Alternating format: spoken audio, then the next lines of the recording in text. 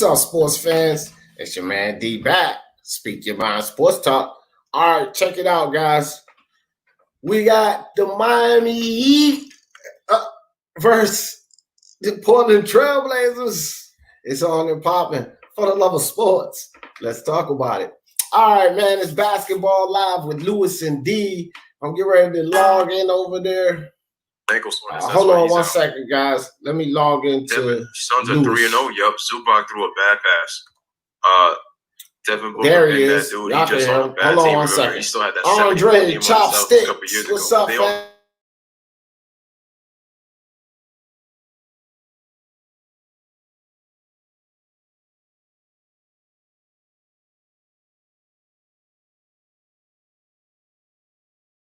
Ready? I'm gonna let y'all listen to LOUIS while I'm doing this. Just waiting for these to come on through.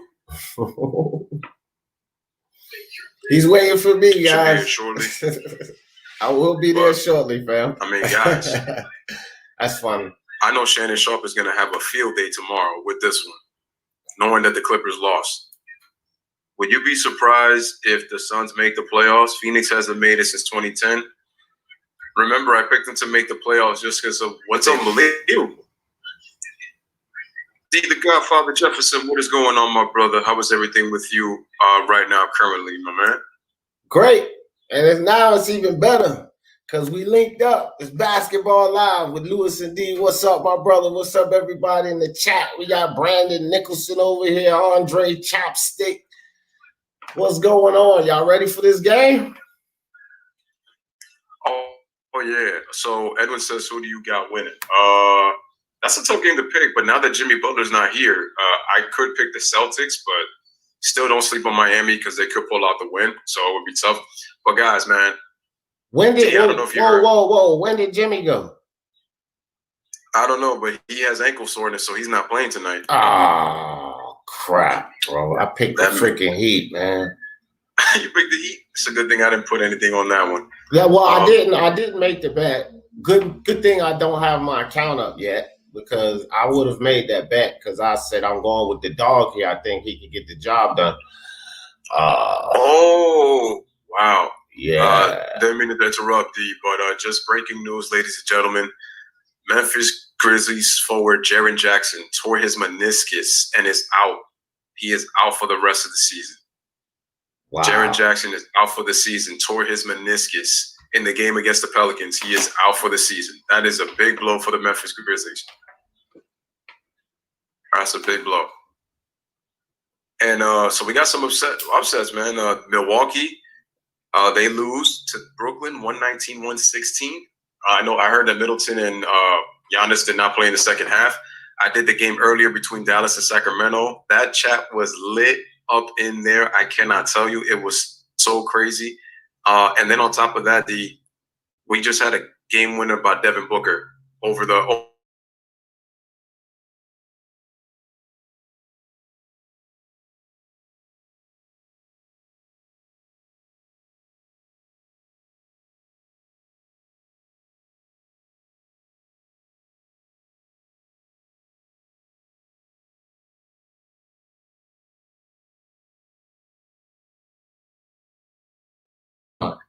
LOUIS, you there?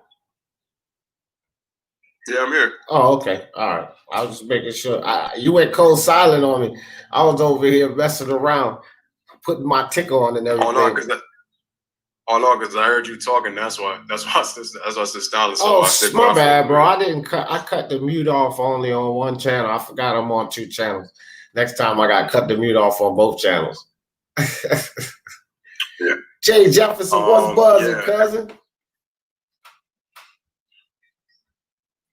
It's looking like now the Blazers, they do play the Rockets tonight, so that's another big game. So we've actually got some good NBA games. But, I mean, Dallas and Sacramento, that game was lit in overtime where we had it, man. We had so many people in the chat. Jay could tell you, Karam could tell you, how lit it was in there. And then I'm pretty sure it was lit with the Suns and the Clippers because Devin Booker just hit a game winner. But man, I think Memphis, they just lost their chances of making the playoffs. And it's unfortunate that they got all this bad luck, starting with that late losing streak to now – you're losing him in the bubble. It's, it stinks. Would have loved to see what Memphis would have done these last couple of games, but that's a big blow for them. Also remembering that they traded away Solomon Hill and Jay Crowder, so that's a tough loss for Memphis. Pelicans got a huge win, but Phoenix, people are guaranteeing the Blazers, but people better start watching those Phoenix Suns, and they low key can sneak past some of these teams. And Sacramento lost a big game as well, so Indeed. It's getting crazy for that final 8th playoff spot now. Indeed. And Sacramento, interestingly enough, that Dallas game, man, they look good in the beginning of that game. Really, like the first 3 quarters, really. But yeah, I was mentioning it in the game when I did the game that both teams lead their number 1 and 2 in losing close games by 5 or less. Dallas is first with 18, and Sacramento, they just got their 17th loss, losing to Dallas. So that's why it was so hard to pick, because it was kind of a nip and tuck between those two, but Dallas was able to pull it out. Finney Smith was huge with the rebounding in overtime and in the 4th quarter. He had 16. Luka had a triple-double, and that was with Porzingis fouling out. But Right. Sacramento just did a poor job executing down the stretch, settled for too many jumpers, and they end up losing in overtime. And not being able to close out games, that's not going to win you a championship, because you're talking about playing 7-game series against teams that's equally or potentially better than you are. So on any given night, you have to play perfect, which means if you have to play perfect, you have to be able to close that game out. So that's the bad sign for both of those teams. Definitely Dallas, because it's grim for Sacramento making the playoffs. Dallas pretty much locked in. They have 40 wins, so they don't have to worry about any play-in tournament or anything. So they better get it together, because they're pretty much locked in the playoffs, and they cannot win anything doing that. Yeah, so now Sacramento has a daunting task. It's like, they still have a shot, but it's looking really glim, because they're 1 and 2 in the bubble so far, or is it? They 0-2. They've lost both of their games. They 0-2. 0-2. Okay. Yeah, they've lost both games coming into this bubble. All right, guys, we're getting ready started. Kevin Harlan and Reggie Miller are doing the call, but me and D are just going to do it one better than those guys, with all due respect, because I enjoy listening to both of those guys. But Bam Adebayo averaging 16 points, 8.5 in the restart. D, if your game is set, you can definitely take away the first call on tip-off. I got you, brother. I'm already set up, ready to go. Guys bumping chests. Jason Tatum, 5 points versus Milwaukee. That's not going to cut it, Jason Tatum. But in his last game, he had 34 points. He showed who he's supposed to show on a nightly basis. We need to see this consistently from Jason Tatum. If Jason Tatum and Jaylen Brown can get their act together, and Kemba Walker and Gordon Hayward step up when they need to, this team can take the whole thing, guys. Let me tell you something. Boston Celtics have enough talent. They got enough depth to make some noise in the playoffs. They just got to figure it out. So the starting lineups: Gordon Hayward, Tatum, Tice, Jaylen Brown, and Kemba Walker for the Celtics. And you got Crowder, Olynyk, Bam Adebayo, Duncan Robinson, and Nunn starting for the Miami Heat. That's your 2 starting lineups for the night game. Let me see. We got Mad Griff. See what we got here on the other side. Got my cousin Jay Jefferson, Gideon, Aiden. What's up? Kerm in the building. Brandon on both sides showing support. That's what's up. Ron, Cohen, Edwin. What's good with you? Appreciate all you guys coming through. And we're about to have tip-off, guys. Make sure I didn't miss anybody. Edwin McGriff, 86, DJ Dorsey, what's up with you? Ryan Newsom in the building. All right, so Miami gets the tip. And here's Kendrick Nunn. Kendrick Nunn will start the game off, passes over to Duncan Robinson. Duncan Robinson back to Kendrick Nunn on the wing.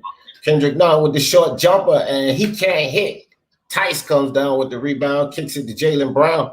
Over to Gordon Hayward, who will bring the ball across the court for the Celtics. Gordon Hayward to Tice at the top of the key. Kicks it to Kemba. Kemba Walker back over to Gordon Hayward.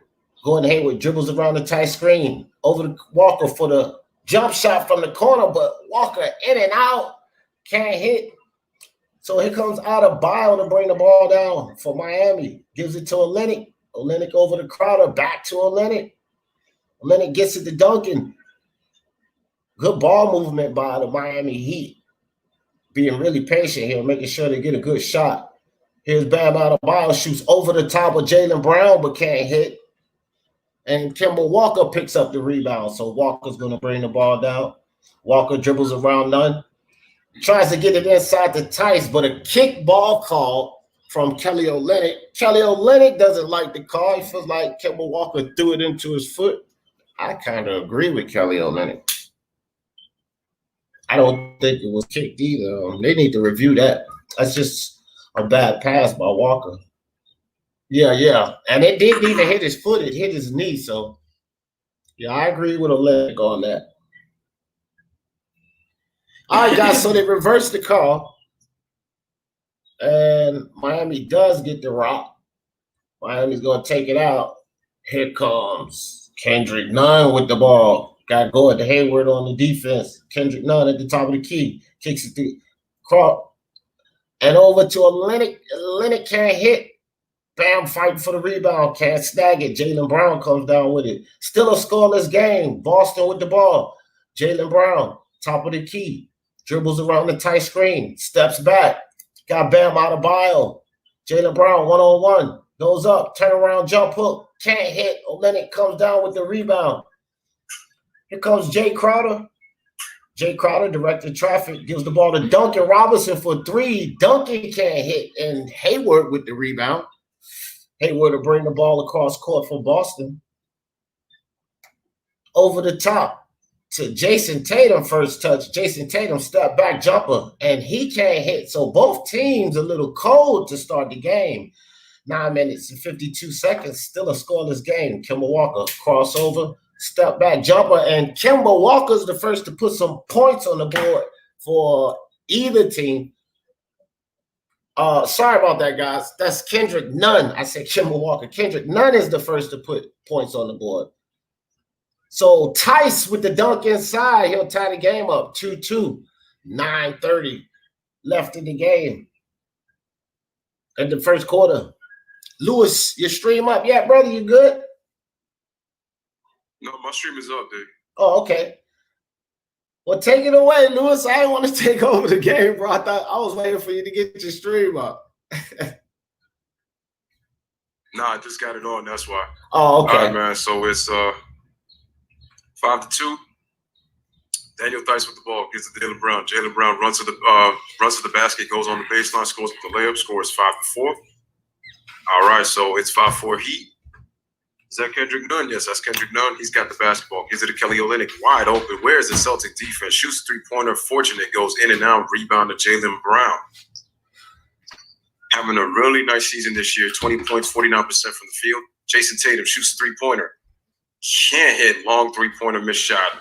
Let's have the rebound. It's to Bam Adebayo. Averages 16 and 8 in this bubble. So the ball is given right back to Kendrick Nunn. Kendrick Nunn dribbles on the left. Is met by Daniel Theis, crosses over, gets to the middle, kicks it out to Jay Crowder. Jay Crowder then gives it to Derrick Jones Jr. Derrick Jones Jr. gives it to Kendrick Nunn, shoots the three short, and there's Jay Crowder on the assist by Kendrick Nunn on the air ball. 7-4 Miami. Terrible boxing out by Boston Celtics. You got three guys down there in the hole, and you let Jay Crowder slide right up in here. Here's Gordon Hayward, dribbles around the tight screen, drives inside. Gordon Hayward inside for the dunk. Nice move inside by Gordon Hayward, 6-7. 1 point game. Kendrick Nunn loses the ball off his foot. Regains control. Gives it to Duncan Robinson. Over to Olynyk. Olynyk can give it to Crowder. And Crowder dribbles around Olynyk's screen. Step back for three. Bottom of the net. Crowder. 10-6. 7 minutes and 30 seconds left in the first quarter.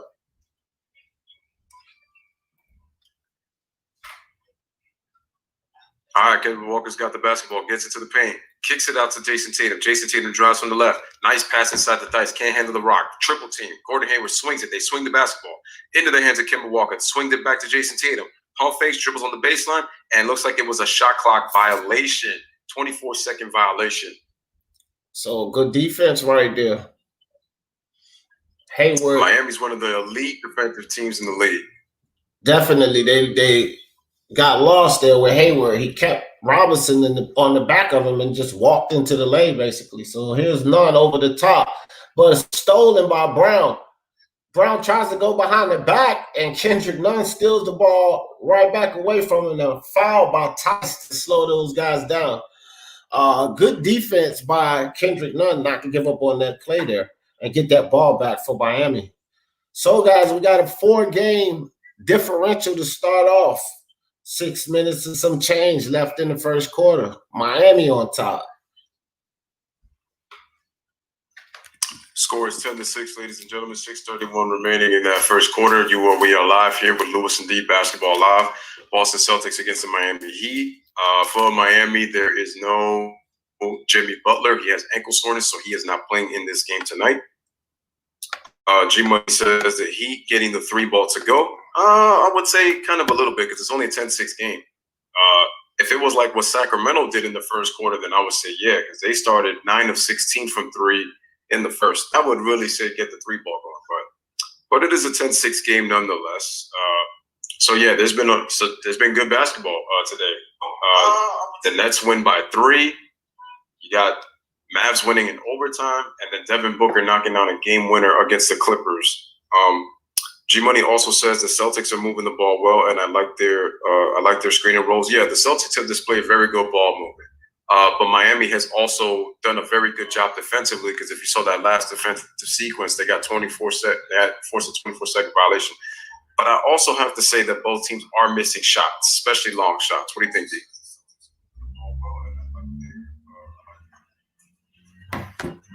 All right. Checking out I need some newer technology, man.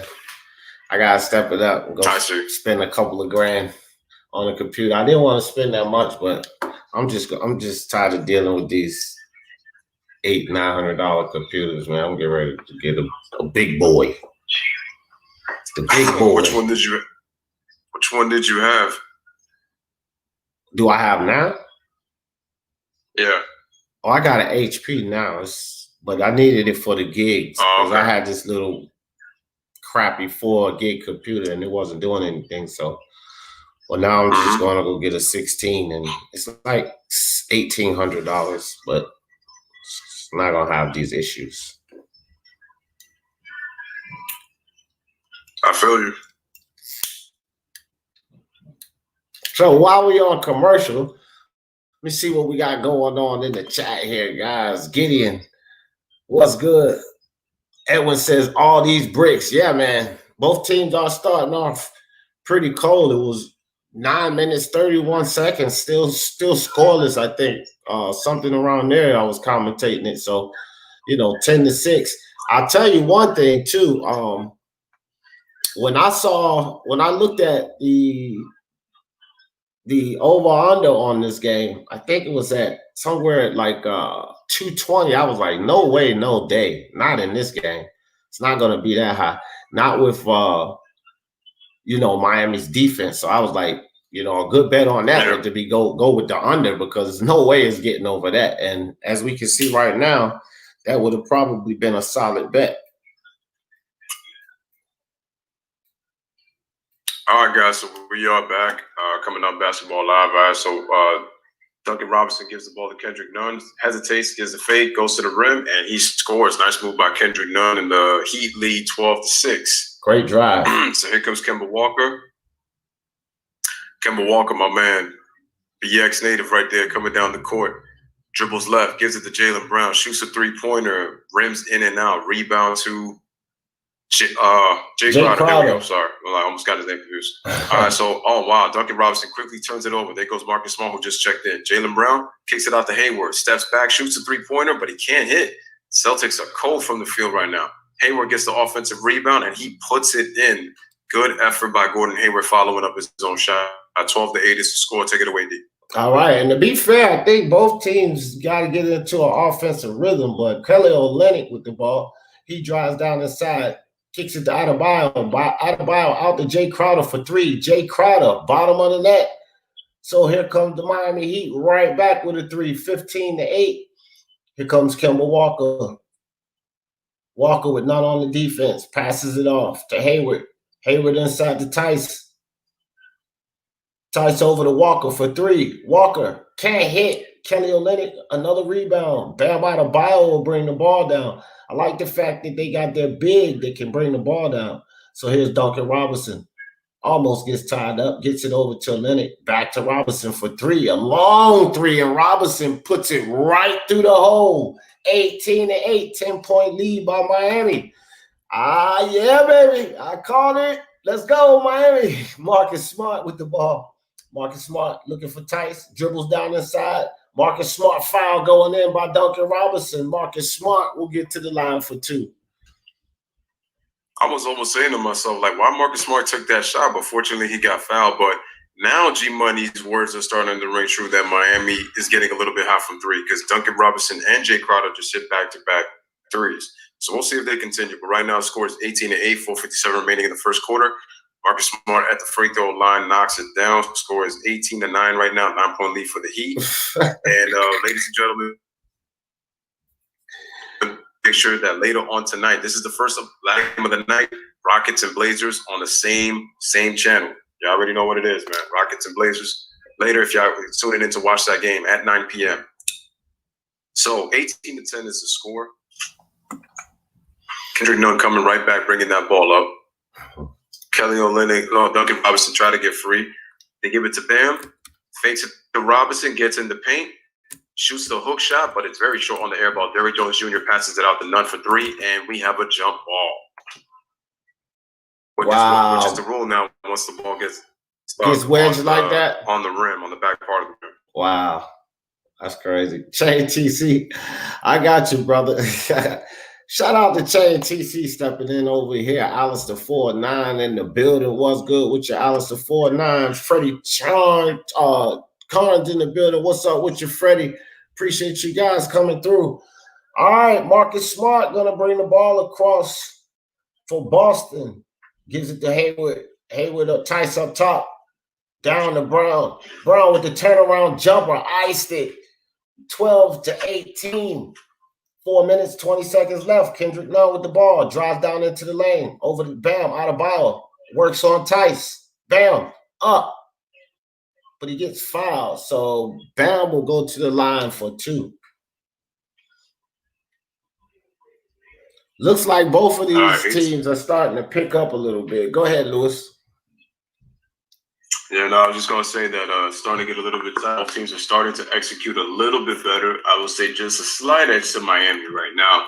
I thought they've done better, but shout out to Valix. Appreciate you coming through. And he's also a YouTuber coming up with his channel. So make sure to go subscribe to Valix. Appreciate it. All right, score is 19-12 in favor of the Miami Heat. And Daniel Feist and Gordon Hayward were both. And trying to see who just came in. Is that Wanamaker? I think that's Wanamaker that came in. And so did Enes Kanter. So he's into the game. All right, so let's just check Bam coming to that free throw. And it is good. 20-12 Miami Heat.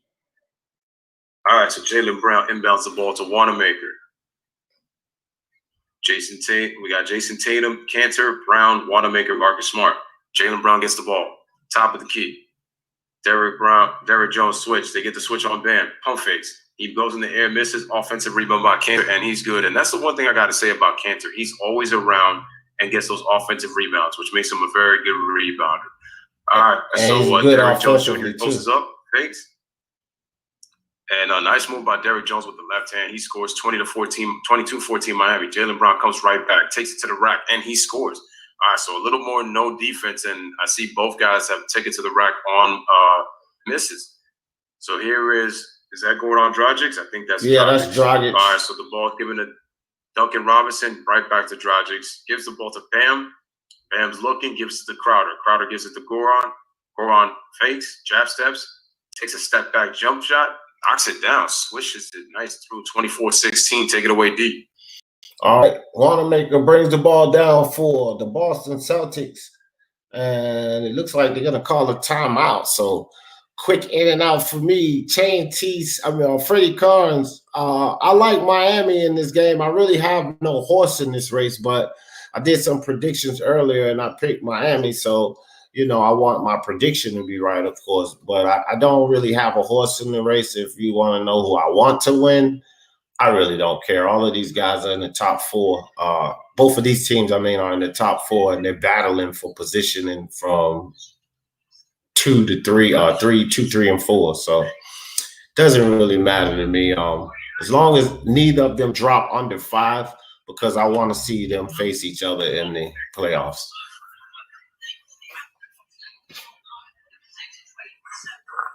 Yeah, so so we do have a 24-16 game, 8-point lead for the Miami Heat. They've actually looked pretty solid so far without Jimmy Butler, who is out with a sore ankle. So he has ankle soreness, for those who don't know. So if you're tuning in, he is not playing in this game.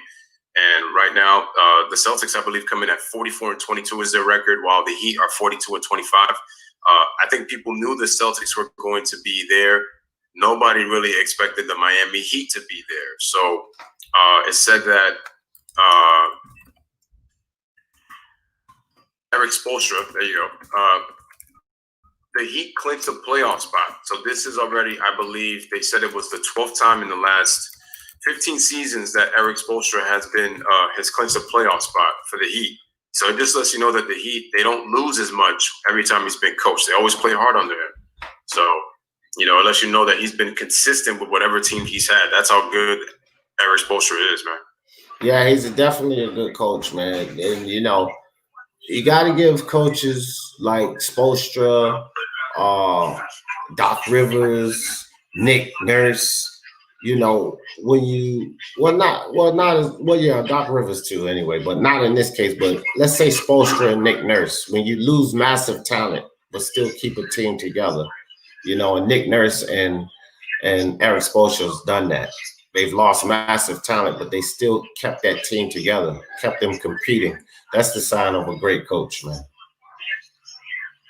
Yeah, and G-Money says that the Spoelstra has taken the Heat to 9 playoff appearances in 12 years. There we go. So that's what I meant. So thanks for that, G-Money. And yeah, it's what D says, man. He continues to stay consistent no matter what pieces they lose and the pieces they get back. He works with what he has, man, and that's why that's why it shows you, for those who keep saying that Spoelstra was not good.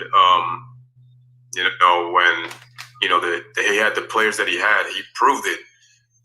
Why do you think it's so hard for Miami to draft? Because he's been good. He's a great coach. They continue to play hard. And Jay Jefferson says D and Lou are the Shaq and Kobe of commentary. I see a dynamic duo. I feel you. I see that. Now that's a comparison I like, and we'll go ahead and give Lou Shaq because he's taller than I am. And Brandon says that they're killing Paul George on Twitter after that game winner by Devin Booker. You think that's bad? Wait till the people who can't stand Paul George and Kawhi Leonard get on this tomorrow. They're gonna have a field day. We're back, guys. Jaylen Brown misses 3 on the air ball, but Enes Kanter once again on the offensive rebound scores again, 24-18. Wow. Here comes Andre Iguodala. Check in. Go ahead with the graphic, Louis. No, just saying that the best 3-point shooting teams in the league, Miami's number 1. So it just tells you how well that they've been playing this season. It tells you they got the 3-point shooting. They lead the league in 3-point percentage at 38.9%. Let me see. I forgot who they showed was second, but I know Portland was 3rd and San Antonio was 4th. So you have good 3-point shooting teams. Duncan Robinson pulled a veteran move on Jason Tatum there, swing through the arms, pull that foul. Here comes Iguodala inside for Olynyk. Nice pass by Andre Iguodala. Olynyk scores with the ease. 26-18, 2 minutes, 20 seconds left. Here comes Marcus Smart, gives the ball to Wanamaker. Wanamaker dribbles around Dragic inside to Kanter, but Kanter can't control the pass. Dragic ahead to Duncan Robinson for 3. Duncan Robinson can't hit. Jaylen Brown comes down with the rebound, pushes it ahead to Jason Tatum. Jason Tatum almost loses the ball, saves it barely to Jaylen Brown. Jaylen Brown goes inside, kicks it out to Wanamaker. Wanamaker back to Jaylen Brown. 9 seconds on the shot clock. Long three by Jaylen Brown. Enes Kanter with the rebound inside and puts it up again. Enes Kanter with the offensive rebound madness. I told you, man, this guy continued. That's 3 offensive rebounds already for Kanter. And as I say that, a three-pointer is shot and it is missed. Rebound by Jason Tatum. Here come the Celtics. 6-point game, 26-20. Tatum stops, gives it to Wanamaker, shoots a quick three-pointer, a little too fast. He had more time to shoot that. And Kanter saves it, but looks like the ball went out of bounds and the Heat will get the ball. Yeah, he stepped out of bounds. Look at Kanter already. Yeah, but look at Kanter. He has 3 offensive rebounds already in the first quarter. I told you, this guy has a knack for getting the basketball. Also, not only does he have 3 offensive rebounds, he scored off of every one of them. So, Enes Kanter means business right now. All right, guys. So, Tyler Hero steps into the game for the Miami Heat. We got Tyler Hero. He gives the ball to Iguodala. Iguodala going to bring the ball across for the Heat. 6-point game. Iguodala passed the ball to Dragic. Dragic smartly throws the ball up. Looks like he pulled the foul on Marcus Smart. And Dragic should be going to the line for 3 points. Check it out. Established scorer. Jimmy Butler, Adebayo, Crowder, young core, Kendrick Nunn, Tyler Hero, Duncan Robinson, and the veterans, Udonis Haslem and Andre Iguodala. That just tells you Miami has got a good balance. They got a mix. Usually championship teams have that. Championship teams have that. A good mix. You got a mix of established players, young players, and then veterans. That's a good mix. As the free throw is hit by Goran Dragic, 27-20 is a score.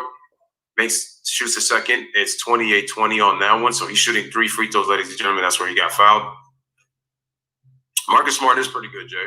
He's one of the best defenders in the league when he doesn't try to intentionally flop and try to draw contact, but he's one of the best defenders in the league. Also, physical, strong body.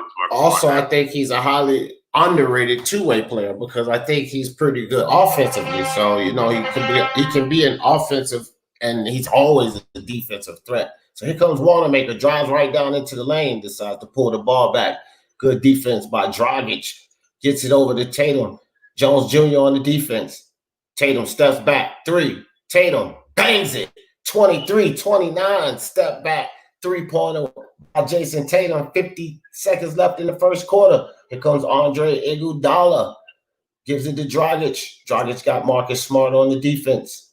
Marcus Smart runs into the Derrick Jones Jr. screen. Dragic gets the ball to Tyler Hero. Hero inside to Jones Jr. for the dunk inside, 31-23. Take it away, Louis. All right, 8-point lead. Here comes Jason Tatum. Ooh, goes behind the back. Nice little in and out. Takes the layup, and he gets the basket plus the foul. Beautiful move by Jason Tatum. Not suddenly for the jump shot, taking it to the rack. And new form haircut a little bit, man. Mostly shaved up top. Still got a little bit of hair on the bottom right there, but because he really grew his hair during quarantine. But nice 3-point play by Jason Tatum. So he will go to the line to shoot one more. Scores 31-25. We have 27 seconds remaining in this first quarter. Basketball Live with LOUIS DEE. Again, smash that like, hit that subscribe for both channels as you guys come in. All right, so here's Tatum at the free throw line. Nice free throw form. It is good. 31-26 is the score. Boston is within 5. So we have about a 3 to about a 4-second difference between shot clock to game clock. Here comes Gordon Dragic. Dragic at the top of the key. Marcus Smart on the defense. Dragic. Left, right. Dragic goes inside, steps back, shoots a jumper. Dragic, bottom of the net, 33-26.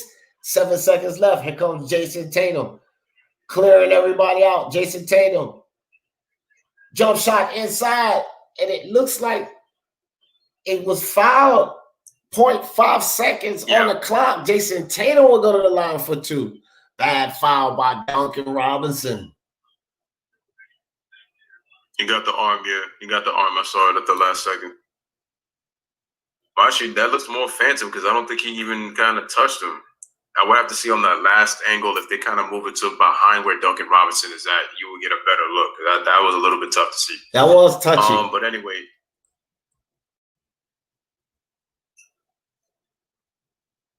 Go ahead, D.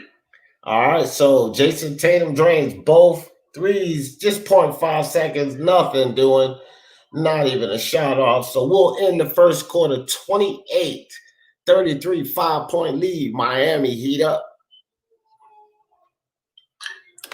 All right, so Jay says Miami is one superstar player away from winning the NBA championship. I agree because I was just saying that they have a good mix of established players, young, and veterans, and they're a very good defensive team, and they're a number one in the league in three-point shooting.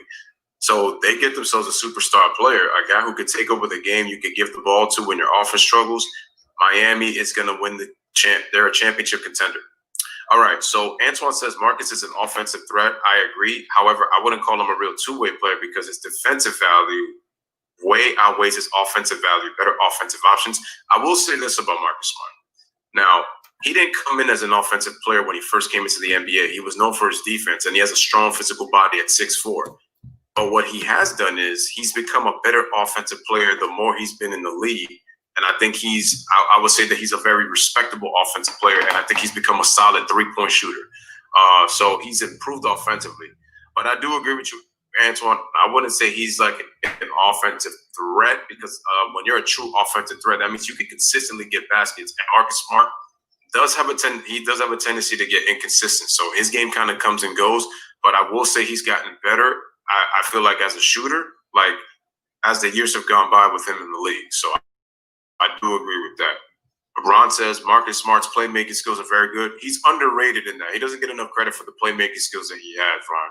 He definitely does it, man. He can pass the ball. That dude, like, I just wanted to touch on that. His playmaking skills. He can pass the ball. He can make plays to score. Like, yeah, Marcus Smart. That's what I was saying too. That he's also underrated two-way player because we know what he brings on the defensive end. But now we're talking about how people miss his offense. So that also makes him a very underrated two-way player.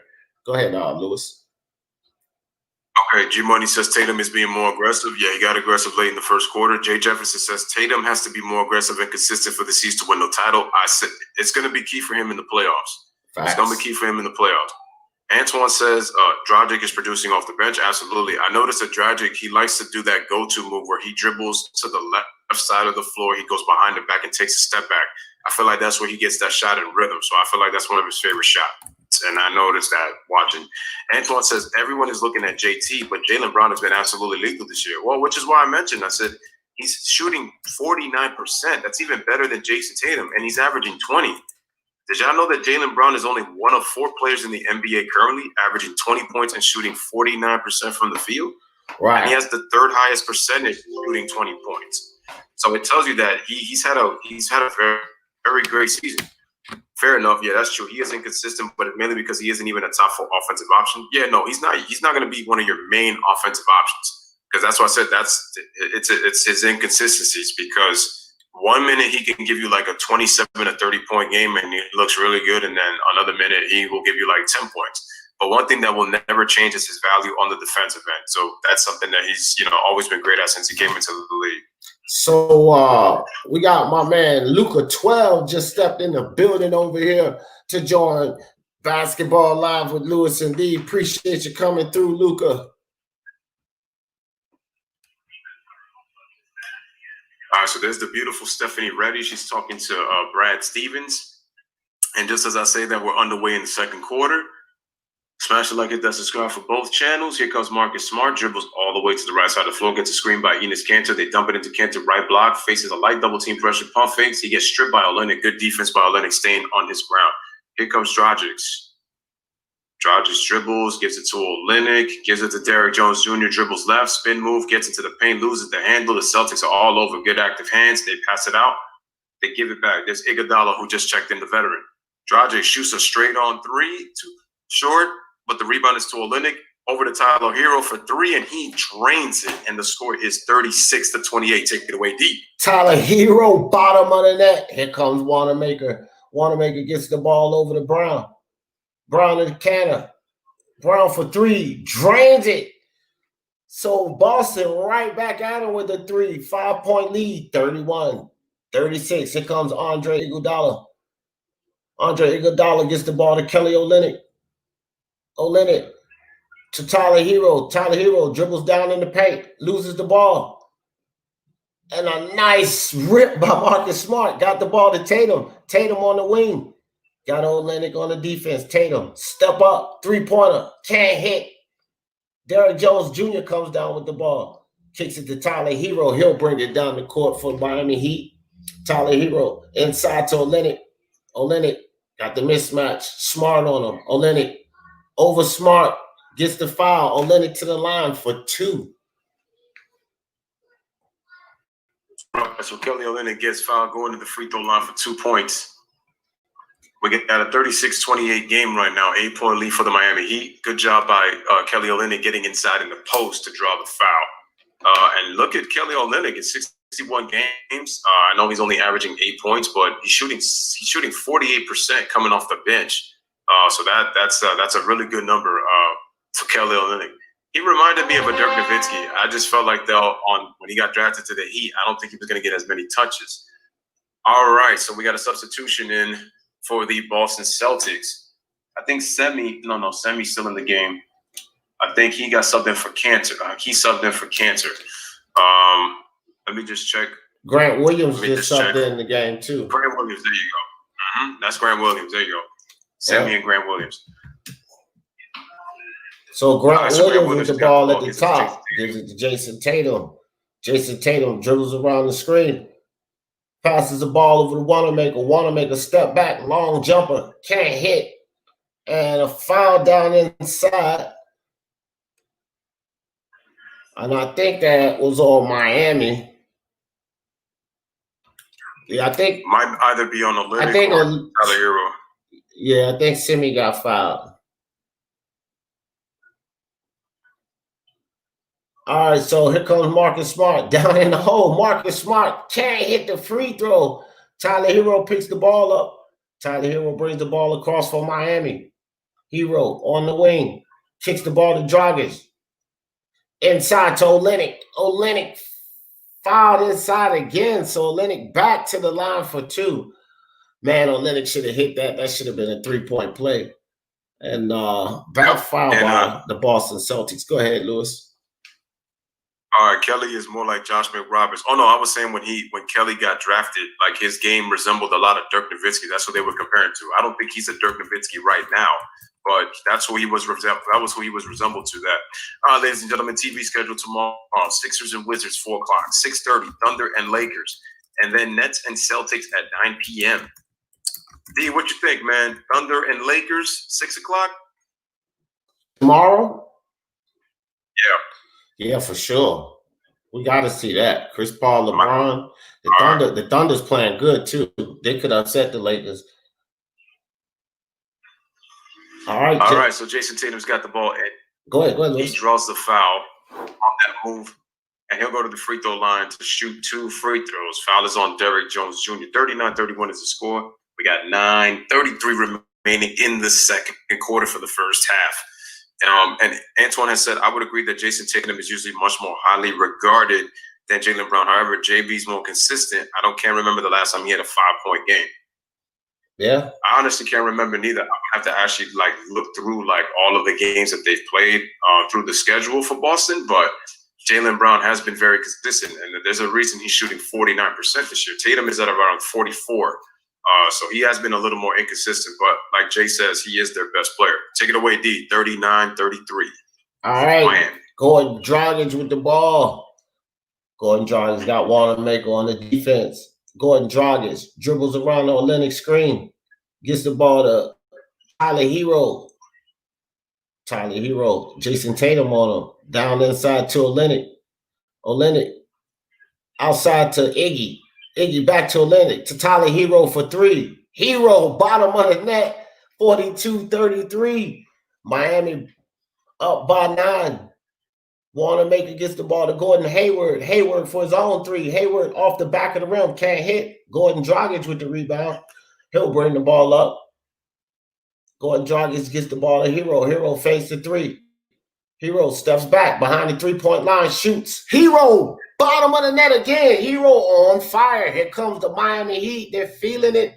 Up by 12. 8:35 left in the half. Here comes Wanamaker, top of the key. Dribbles around the Tatum screen, gives the ball to Tatum. Tatum to Gordon in the corner. Gordon drives down into the lane, gets bumped, kicks the ball out. Boston can't hit. Here comes Iggy with the rebound. Kicks it ahead to Dragic. Dragic on the wing. Gives it to Hero inside to Olynyk. Olynyk gets tied up inside. Nice footwork by Olynyk. Passes it back out to Iguodala. 9 seconds on the shot clock. Olynyk with the ball on the wing. And hit out of bounds by Wanamaker. 1.5 seconds on the clock. Great defense by Boston Celtics on this possession here. Take it away, Louis. Lead 45-33. We got 1.5 on the shot clock, and Miami is feeling it for three-point range. Now, G Money, your words live true. Miami's killing it. 1.5 seconds. Turn around by Kelly Olynyk, almost knocks it down, but it's a shoot short. It's a 24-second violation. So good Boston Celtics possession on the defensive end. Real quick, Louis. 58 remaining. Yeah, real quick. Jack Boy, I cannot show the game because it will violate YouTube regulations, so we can only do live commentary, my friend. I cannot show the game. Apologize for that. But commentary is all we got. Take it away, Louis. All right, so Grant Williams tried to pass it to Gordon Hayward. Big mistake. They turn it over. Here comes Tyler Hero. He just pulls up for three. Tried a heat check, but he missed the ball. Duncan Goran Dragic shooting with the offensive rebound. Kelly Olynyk shoots a three-pointer. He misses. Miami's the #1 three-point shooting team, but they can't hit that one. Here comes Semi with the rebound. Gives it off to Jason Tatum. Jason Tatum stops. Goes behind the back. Brings the ball back out, being guarded by Derrick Jones Jr.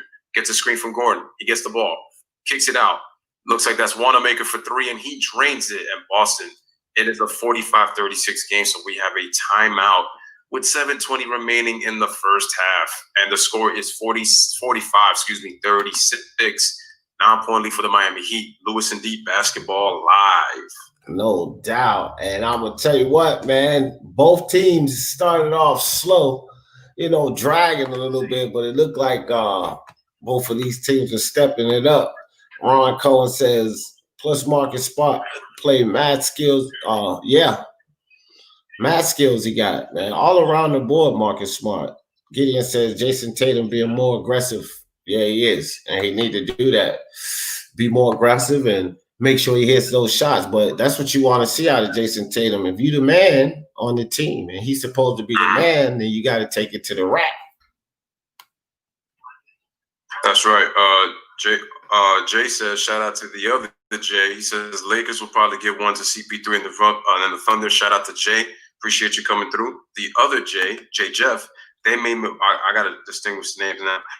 They made McRoberts unstoppable on that NBA Live with Gilbert Arenas on the cover. Which live was that one? I know that had to be one of the 2010s, I think. If not, I don't remember. But G Money says I got OKC tomorrow. They will be hungry after that tough loss versus the Nuggets. First of all, we also got to remember this. CP3, president of the Players Association, best buddies with Bron. Lakers clinched that #1 seed. I think kind of low-key they might give that game to OKC. That's how I'm looking at it. Mm-hmm. Give them a little bone. Throw them a little bone. I got a solution for Jay Jefferson and Jay.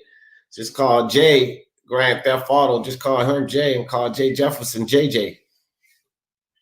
JJ and Jay. All right, so we got double J, and single J. Got it. Yeah. All right. All right. Ron says when the Heat are hitting their threes, they're tough to beat. Absolutely. Jay says 2004 NBA Live. Nah, Vince Carter was on the cover of that one of 04. Vince Carter was on the cover of 04, and then Melo was on the cover of 05. I remember because I played those. And then 06 was Dwayne Wade. And then T-Mac was on the following cover in Live 07. So, but that was actually the last live I had anyway before I went to 2K, because 2K was like killing it with the graphics at the time, and just using the shot stick was actually much. It felt more real to use than just always pressing X on the controller to shoot. Especially with the players, using them, it felt more real to do that. Live today is still robotic. Like I still don't understand the gameplay today. especially with the fact that it's already 2020, right? And they still haven't been able to. I like the Drew League when I was playing live. What was it, Live 18? But still, they're too robotic for me. At least in 2K, there's a little more realism when the players move, even though they've been terrible because they don't really have competition now. Facts. J Jefferson said double J for me. All right, cool. There it is, double J. We got it. And he says, "You're right, Big Lou." Yeah, I mean, trust me, I would know, man. I'm enough of a gamer to know that it's been like that. All right, guys, we're back in action. Louis, take it away. All right, so we got a turnover by the Miami Heat. It is 45-36. Here come the Boston Celtics coming right back. I think Kemba Walker just checked right back into the game, so he did. Oh, wow, the crossover from UConn. I always love when he does that. But ball was deflected by Derrick Jones Jr., and Boston will retain possession. There's a nice shot at Kelly Olynyk right there. Daniel Theis is also back in. All right, so the ball's inbounded to Theis. They give it to Gordon Hayward. Gets a Daniel Theis screen, dribbles to the middle of the floor, slithers through, goes into the paint, scores. I love how Gordon Hayward is picking his spots and just slicing through the defense, not forcing anything, just really using his feet and his vision. Good job. 45-38 is the score. Kendrick Nunn passes it, and Tyler Hero shoots a shot, but he misses. Rebound, Gordon Hayward. All right, so Gordon Hayward's bringing it back up. Oh, nice in and out move. Gets to the paint, but he turns it over. That's the thing. Cardinal sin, always passing in the air. So Tyler Hero brings it back up. Gordon Dragic trying to get in post position. Olynyk gets the ball and then sets a screen. Nice running. Oh, nice runner right there with the right hand floater on the shot. He scores. Take it away, D. 47-38. Here comes Kemba Walker. Kemba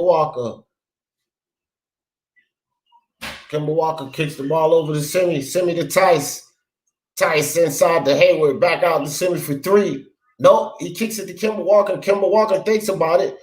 Nice ball movement, but great defense by Miami. So Theis for three at the top of the key, and Theis bottom of the net. 41-47, down to a 6-point lead. Gordon Dragic bringing the ball down. Dribbles around the Olynyk screen. Got Theis on the defense, but gives up the mismatch. Dragic back with the ball. Mismatch with Theis. Gives it to Olynyk. Double team. Over to Dragic. Dragic over to Jones Jr. Jones Jr. on the corner. Olynyk for three. Olynyk can't hit, but Iguodala comes down with the rebound. Gordon Dragic with the ball. Kicks it to Tyler Hero. Drives down into the lane. Tyler Hero nearly loses the ball, but out to Iguodala for three, who drains it. 50-41. Quite a series right there by the Miami Heat. Good ball movement. Good defense by Boston, but they get the three. Here comes Kemba Walker. Kemba Walker for his own three. Kemba Walker, bottom of the net. It's a three-point shootout, 44-50. 4 minutes, 54 seconds left in the half. Take it away, Louis. Kenny Olynyk gets the pass. He shoots a wide open three, and he drains it. Wow, back and shootout. Forth we go, 53-44. We got a three-point shootout like D called. Here comes Gordon Hayward. And I agree with you, Jay. He's got a smooth game. He's really got to let the game come to him and not force anything. So Gordon Hayward, nice crossover by Hayward. Gets to the middle of the floor, shoots a jump shot, and he scores plus the foul. Beautiful move by Gordon Hayward. And it's now 53-46. I like the way that Gordon Hayward is playing. He's not forcing anything. He's really surveying the floor, and he's doing a really nice job. But Miami, their three-point shooting, just when Boston, you think they're coming back. By the way, Iguodala on that three he just hit, he just made his 1,000th career three-pointer. So congratulations to Andre Iguodala. Just wanted to give that out, just to let you guys know. I know I'm pretty much just showed it on there, but Gordon Hayward at the free throw line can cut this game to 6. Toby Barlett stepped in the building. Go ahead, Louis. I'm sorry. Shout out to Toby. Appreciate you coming through. UK brother right there. Hayward at the free throw line knocks it down. Gordon Hayward has increased his scoring this year. He's at 17 points per game. Bounce back year, 40% from three this year. Okay, so they got a double team. They give it to Tyler Hero, give it right back to Jay Crowder. Then they give it to Andre Iguodala. Iguodala's got the basketball. He's dribbling, gives it to Jay Crowder. All right, here comes. Nice pass. And as soon as that happens, my screen buffers. Take it away, D. Yeah, I think we both at the did the same time. happen? Yep. All right. Yep. It must have been simultaneously because as soon as you said that, I was like, oh, they got mine buffered too. We was right on. I hate when it buffers like that because Louis and I are right on in sync, and then it's hard for us to get back in sync when we go back to it. But that's all right, guys. That's it. Let me just find something else and be able to get back on here. Alrighty. But the score is still 53-47 right now, as I'm looking right now. So on TNT, gonna try to get this thing back up going again. And let's just see. Hopefully this one works. Let's see what we got. Okay. Be back up. Let me know when you get back on. Okay, so 53-47 is the score. We got 3:29 remaining in the first half.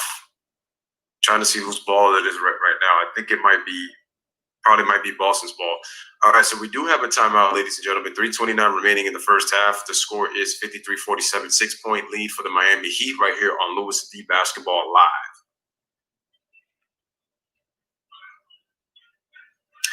Antoine says, Hayward is very mature. He understood he's no longer the Jazz superstar, and he really is doing well as a third or fourth option. I never looked at Gordon Hayward as a number one option, even when he was with the Jazz. He had to obviously be that because he was their best player, but I always looked at Gordon Hayward's game as a second or third option on a basketball team. I never saw him as a number one. He doesn't give you that guy that can that he doesn't give you that superstar feel. He gives you a star, all-star type of player, but just not a superstar, Right, yeah, I agree. That's the same thing on the other side with Jimmy Butler. He's a star player, but I don't really consider him a superstar player. You know what I mean? He's not at that level. Like he's almost there. But on two, real quick, Louis, I had some people step in the building over here real quick. But France on two in the building. Appreciate you coming through, France. The Quags, what's up with you, the Quags? Glenn Avery, my man Glenn Avery. And Jay, I see you on both sides. Kristen, there you are, sis. Appreciate you coming through tonight. All right, go ahead, Louis, my bad. No problem. Again, salute to everybody on Dee's channel that just stepped in. And again, salute to everybody that's right here on the LOUIS Sports Network, man. And salute to people who are showing support to both channels going back and forth. Appreciate that. Jay, he's not a superstar. He's just a star. I know Jimmy Butler was trying to convince people that he felt like he was a guy who deserved like max money. He's going to get good money in today's NBA, but he's not a superstar. He's just, like I said, he's just a star who can play first team type all defense. So I look at him as a first team all NBA defender that is a star, but not a superstar. Chopstick says, yeah, Louis Hayward isn't a number one option. Yeah, I never saw him as that. Even when he was in Utah, I think it was his last year there. He had a career year and he made the All-Star team. Then he signs that big contract with Boston, gets hurt in the first night of the season, but that wasn't his fault. That was more so on Cleveland's part. And once you're up in the air, it's, anything can pretty much happen right there. You're pretty much in no man's land. So you're caught between a rock and a hard place when you're in the air like that getting exposed. You have a very big chance to get hurt like that, and that's what happened. And it took him a while to get back because he was just dealing with trying to get through mentally attacking the basket, knowing what happened. It's never easy for a player to go through that.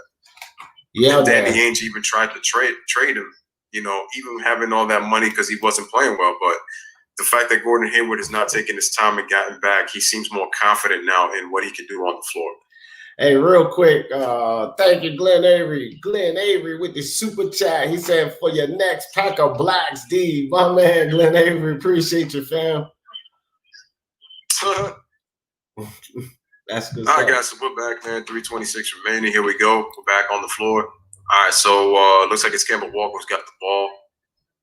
Let's see. He gives the ball to Jaylen Brown, dribbles all the way to the basket, shoots with the right hand. I'm surprised he didn't get a foul call. Marcus Smart missed the tip, and he got fouled too, but no foul call. Back come the Miami Heat. All right, that was Tyler Hero. No, was that Duncan? No, that's Duncan Robinson who shot that three. He drains it, and the score is 56-47. Miami goes back up by 9. Take it away, D. All right, Gordon Hayward gets the ball into Tatum. Tatum back out to Gordon Hayward for his own three. Way short, Gordon Hayward. Air ball, so here comes Kendrick Nunn. Gets the ball ahead to Duncan. Back out to Nunn. Over to Duncan. Duncan gets it to Bam Adebayo. And nice hand by Marcus Smart. The defense again pops the ball out of bounds. 11 seconds on the shot clock. Still Miami's ball. 9-point game. 2 minutes, 30 seconds left in the half. All right, looks like Kendrick Nunn is going to bring the ball in. Gets the ball over to Duncan Robinson. Gets the ball stolen by Jason Tatum. Jason Tatum coming down the court full speed ahead. Up top, Kemba inside. And he can't hit. Bam Adebayo with the rebound. Kendrick Nunn over to Duncan for three. Again, Duncan can't hit. Bam with the great rebound inside. Bam working inside. Dunk right over the top of Gordon Hayward. Bam Adebayo, 58-47. Miami 11-point lead. 2 minutes left on the shot clock. Inside to Marcus Smart. Out to Gordon Hayward for three. Hayward can't hit. Bam Adebayo, another rebound. Bam will bring the ball up. Jaylen Brown on the defense. Bam goes around Jaylen Brown. Right into Kemba Walker and in and out. But Kemba Walker will pull the foul and Bam Adebayo will go to the line for two. Can we appreciate that beautiful, strong move by Bam Adebayo? First, he flew in, used his footwork, and then was able to dunk it with power in the paint. And the Miami bench was loving it. That's how you play inside, man, and that's how you play big. All right, so Bam gets fouled, 58-47, 146 left in the first half. First free throw is off, so score still remains the same with an 11-point lead for the Heat. I do agree that Jimmy Butler is better than Gordon Hayward. The biggest thing he has already over him is defense. So that's the thing. So I would put Jimmy Butler as a little bit more of a two-way player than Gordon Hayward. All right, so he knocks down the free throw, 59-47, 12-point lead. Jason Tatum brings the ball up on the pass from Gordon Hayward. He gets it right back after being trapped. We give the ball to Tatum. Oh, wow, almost turned it over, man. The Heat are getting active defensively. All right, so Kemba Walker kicks it out to Marcus Smart. Pump fakes on Jay Crowder. Drives to the basket. Goes to the middle. Flashes. Iguodala, Jason Tatum pump fakes. He has to kick it out. Gives it over to Marcus Smart for three. Ball is short. Great ball movement by the Boston Celtics, but better defense by Miami. Bam Adebayo with the ball at the top of the key. Dribbles around the dunking screen. Got Jason Tatum one-on-one. And Jason Tatum with the foul. So Bam Adebayo back to the line for two. No complaining, Jason Tatum. You can't throw those balls, buddy. You throw those elbows, you get called. Tag with the foul. So Adebayo going to see if he can extend this lead to 14 points. Adebayo up with the first free throw and drains it. So that's 60-47, 13-point lead. 1 minute, 10 seconds left on the clock. Got a little statistics there for you, Louis. All right, this season, man, 16 points, 10 rebounds, 5 assists. An improvement from last year from his 8, 7, and 3. So Bam Adebayo definitely is gotten better for sure. Knocks down the second free throw. 61-47 is the score. 1:10 remaining in the first half. 14-point lead for the Heat. So here comes Marcus Smart, gives it to Gordon Hayward. Then who gives it to Kemba Walker. Dribbles around. Oh, nice play by Marcus Smart, flashing to the middle, but he can't hit the shot. All right, so Iguodala brings it up. Here he comes. Actually, no, Iguodala just got it. My bad. And no, Bam just got it. There we go.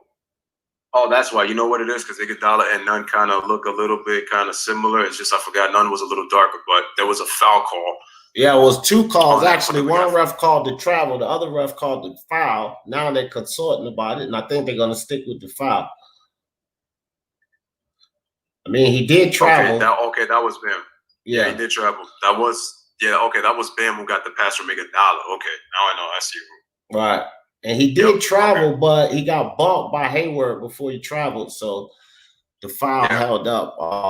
Kristen, Miami fan over here, she said the Heat's last 3 games have shown they can stick with these contenders. Correct, ma'am. And they've been my dark horse team. I've been saying it the whole time. I've always thought they could stick with, the big boys. And I agree with you, sis. So Bam drains the first free throw, looking good from the line, 62-47.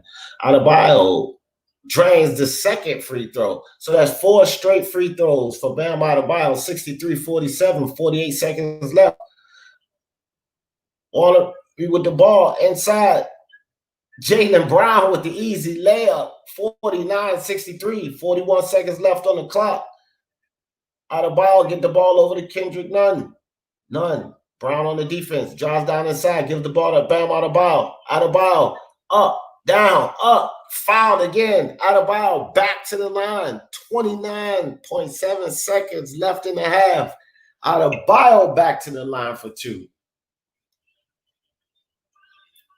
All right, 63-49 is the score. 29.7 seconds remaining. 14-point lead for Miami in the first half. The 3-point shooting has been the difference in this game. I mean, there's been some solid defense as Bam misses that free throw. But Miami is killing it from the 3-point line right now. My bad, Christian. My bad. Never happen again. Correction, everybody. Kristen is not a she. Kristen is a he. My bad, Kristen. Bruh. I called him sis. All right. Boom. So Jason Tatum with the rebound. Take it away, Louis. End it off. All right, so we got about a 5-second difference, 5 to 6 second difference between shot clock to game clock. We got 12 in the shot clock for Boston. Kemba's dribbling it off, gets a little bomb screen from Gordon Hayward, but flashes to the left side on the curl.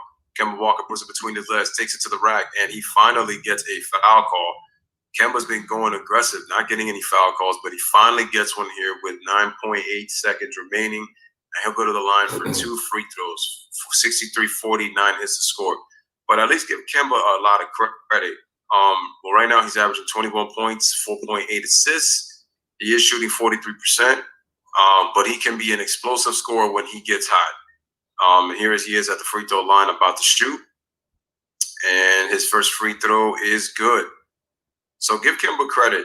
He stays aggressive even if he's not getting the foul call. He continues to attack the paint, and he was able to get noticed enough at least this time around to go to the line.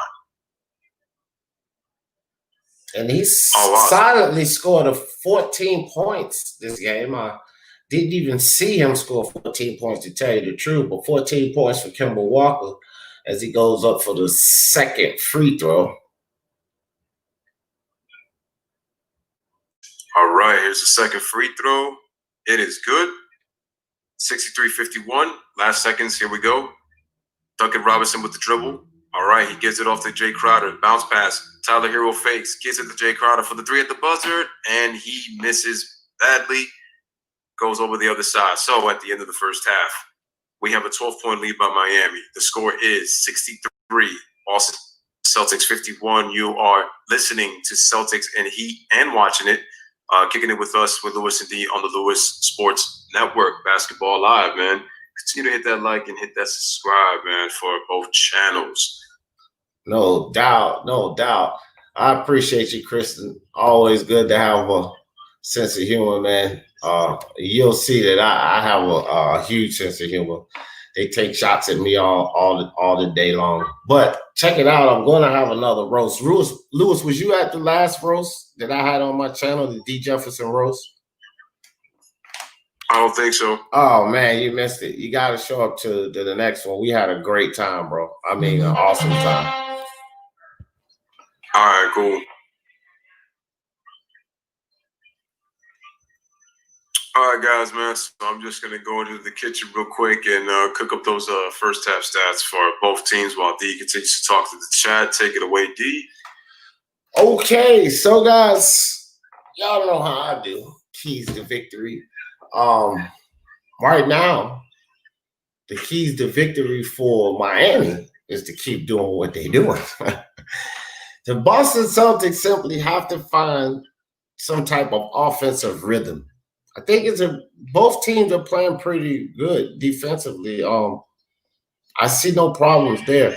Boston is just off. They started the game cold. They started to pick up, but they haven't really gotten into an offensive rhythm. Whereas on the other side, you know, the Miami Heat has. So, you know, they just got to stay in I'm sorry, the Boston Celtics, but they just got to stay in the offensive rhythm. That's what they have to do. I just noticed something, Lewis, that my picture on my on my background is off. I got the wrong picture up.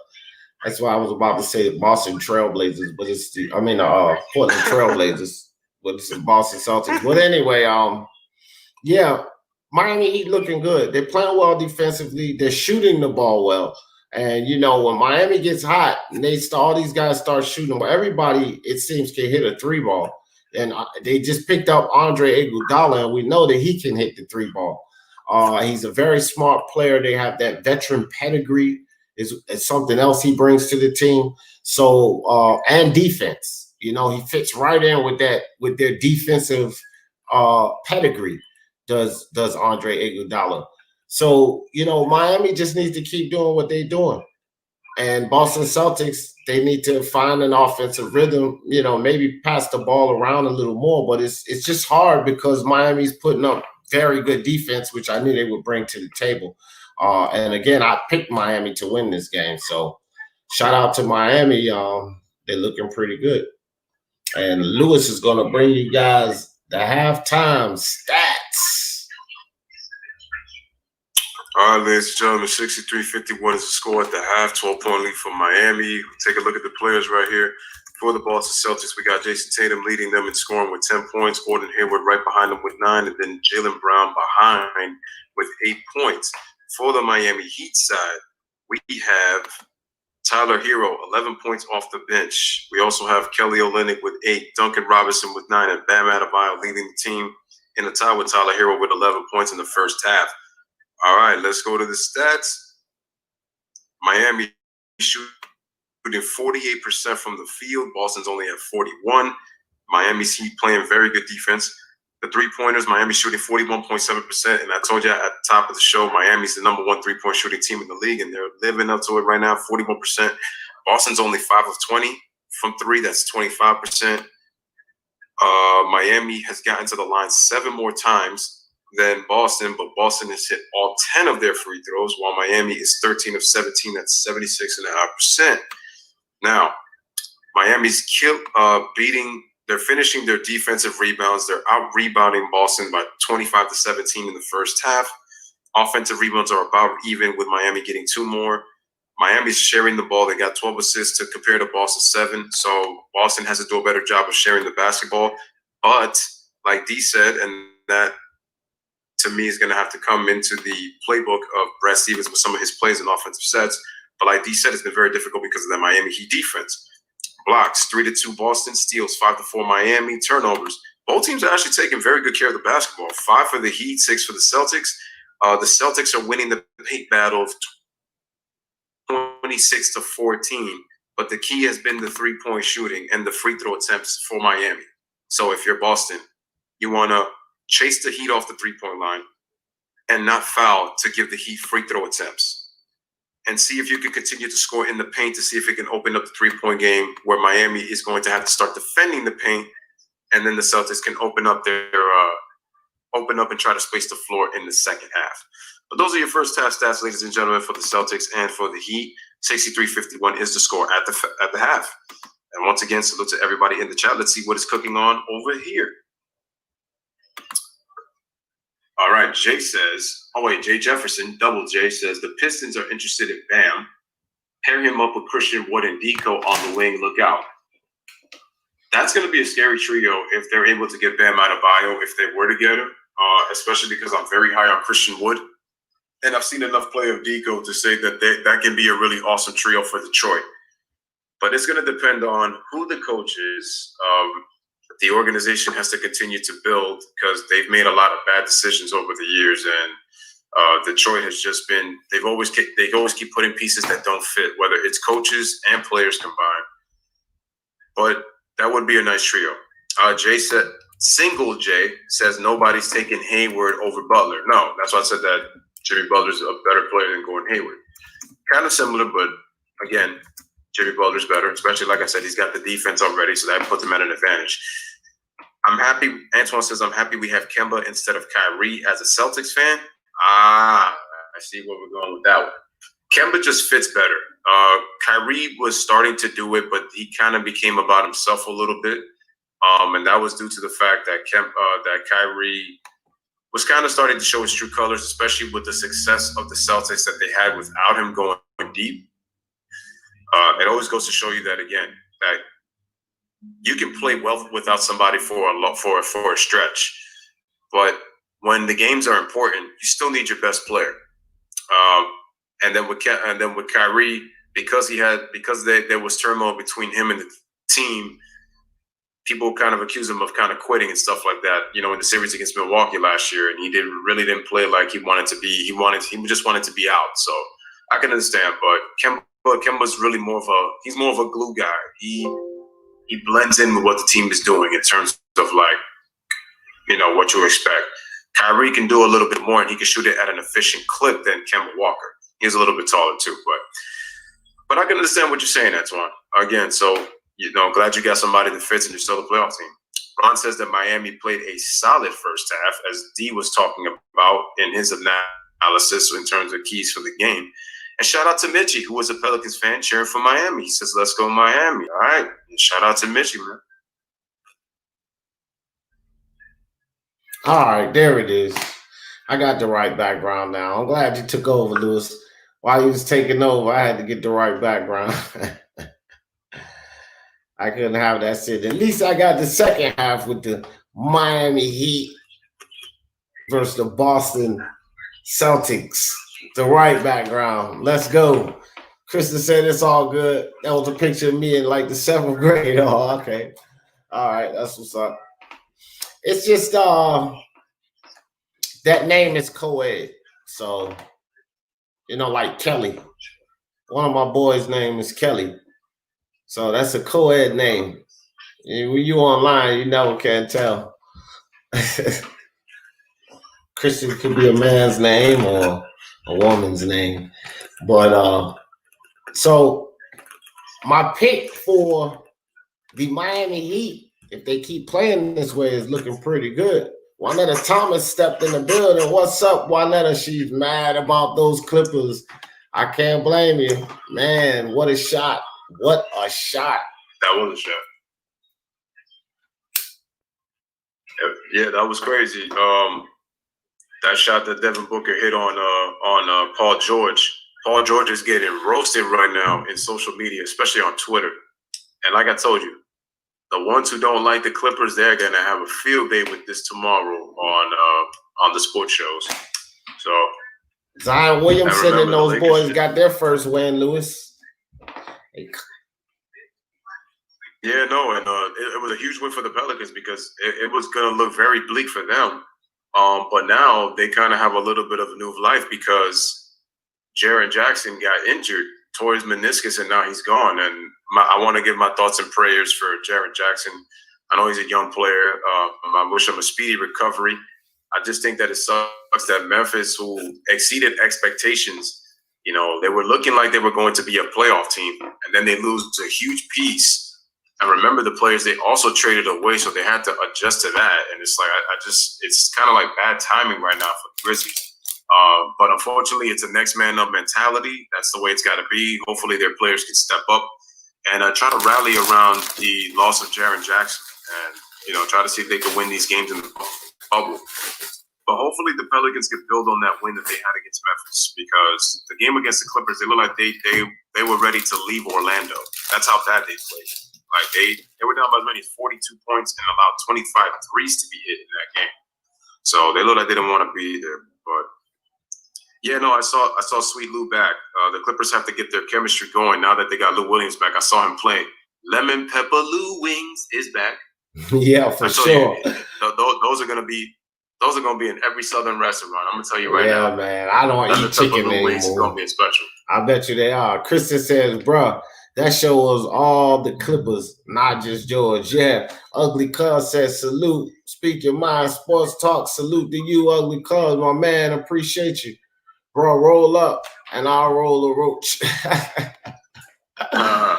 And also, guys, man, for the Orlando Magic, Jonathan Isaac, he tore his ACL in the loss to Sacramento. In the win over Sacramento, excuse me. And he's out. So now we're starting to get some injuries that are happening like this early in the bubble, especially with the fact that all of these players had, 4+ months off.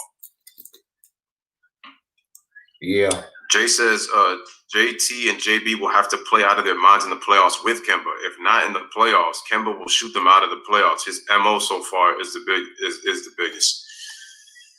Yeah, because Kemba is not really a player that like gets people involved.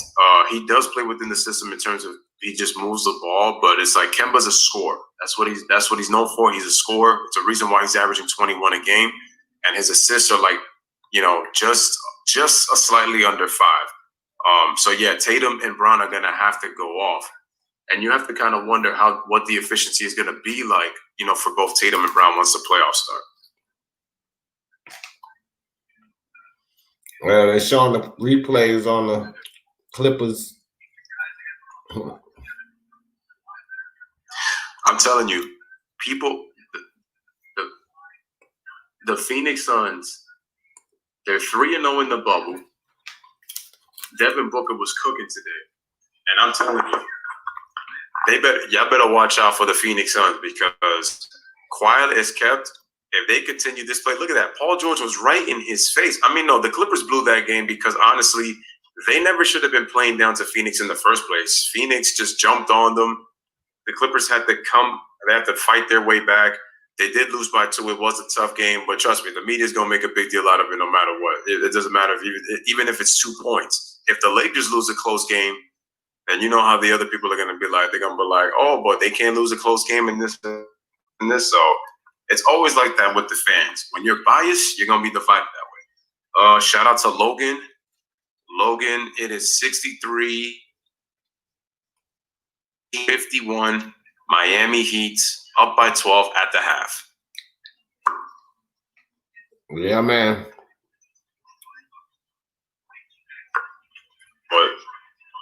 And it's funny. I think I did a Phoenix Sun game, but I think that was a scrimmage. I got to see who they play again because I want to see if I might have to do a Phoenix Suns game pretty soon. Juanetta said we lost by games, man. Juanetta said we lost by 2 points. Calm down. Respect to the Suns. Oh no, that's what I said. You got to look out for the Phoenix Suns. They're 3-0 in the bubble. Devin Booker played kind of like a superstar. Like you consider the way he played. The Clippers just were not good defensively, and I'm a little concerned with Kawhi Leonard a little bit. I don't know if it's the rust, but he's not playing as good defensively, as he was like before in the bubble. Before we even got to the bubble. She wants to know why the Joakim Noah did not play. I'm not even sure. That might have been a decision by Doc Rivers. I don't know if Joakim was injured. Not really sure. But the bottom line is the Clippers are still deep enough to beat the Phoenix Suns because the Phoenix Suns are not a good 3-point shooting team. Even though they came into this game 2-0, but even still, like you should have beat them. They didn't get the job done, and so there's no excuses for them. Just give credit to where credit's due to the Phoenix Suns, and I know Juanetta, you did that. So, much respect to Phoenix. They got it done, and they're fighting for their lives in the playoffs, and they're showing that they want to get that 8th and final playoff spot.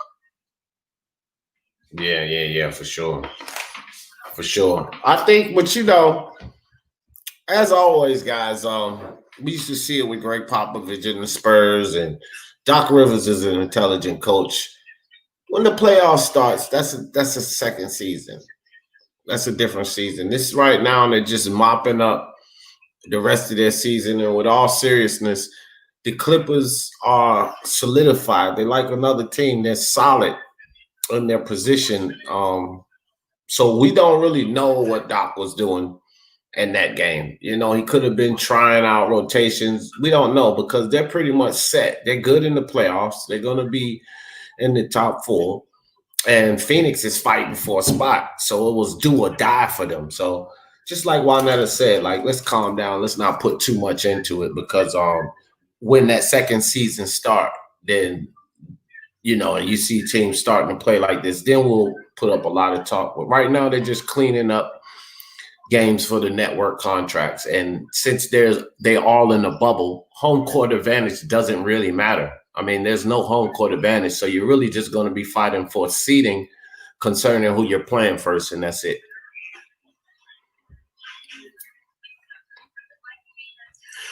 All right, so we're at the start of the second half. Take it away, D, man. Just came back. All right, so we got Tice with the ball. Gives it to Kemba. Kemba drives down inside, hit across the face.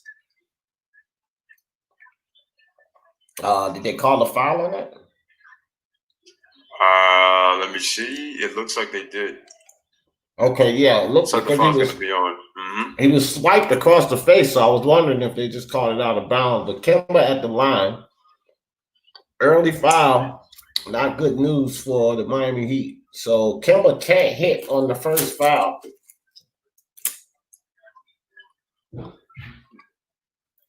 Kemba 5 points, 1 rebound, 2 assists.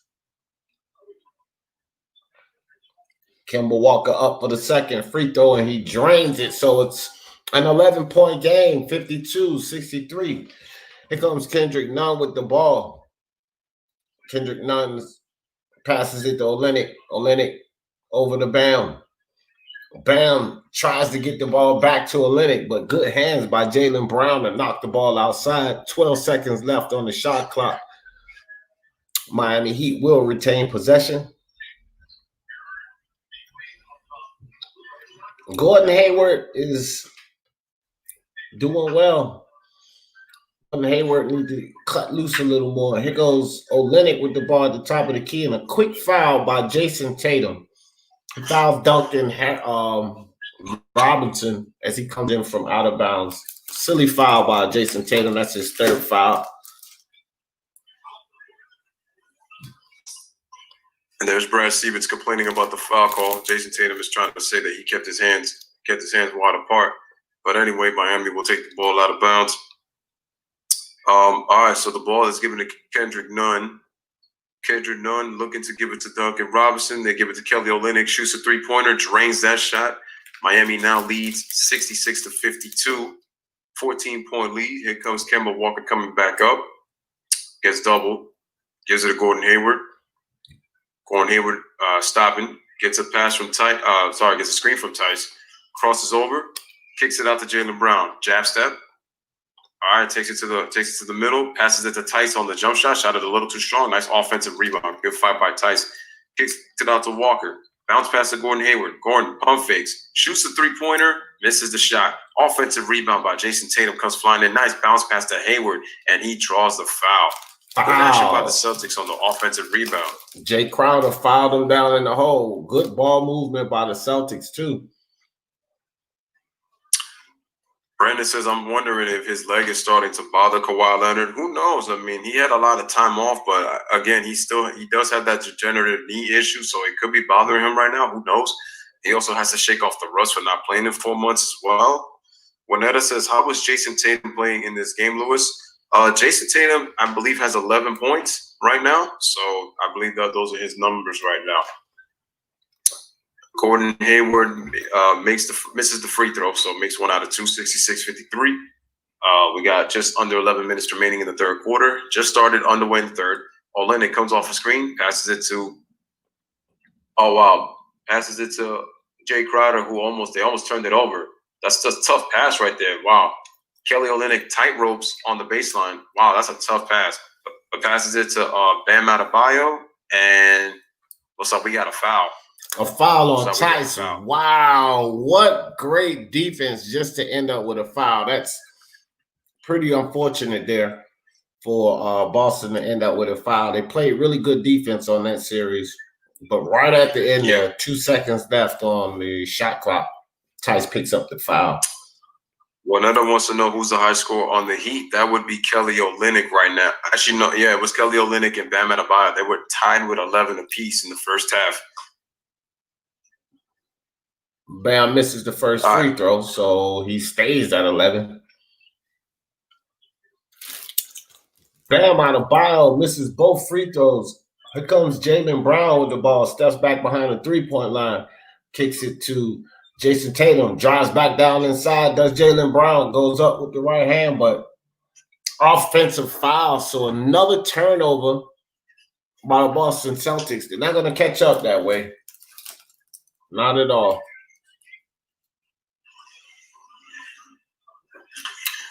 All right, so Miami, they beat Denver. They lost to Toronto. That was a great game, by the way, and I missed that one. They're playing Boston. They got Milwaukee on Thursday, so that means that they'll be off tomorrow. Missed the other game. Also, they'll be playing Phoenix. Oh, I got to see that one. Oh, beautiful bounce pass to Duncan Robinson from Kelly Olynyk. Cut to the basket. Poor Celtics defense. We got a 68-53, 15-point lead for the Miami Heat. All right, Kemba Walker brings the ball up, comes out, gives it to Jaylen Brown, who comes off another curve, drives to the middle, takes the layup, and he scores. Nice aggressive move by Jaylen Brown, 68-55. Take it away, D. All right, so Olynyk with the ball on the wing.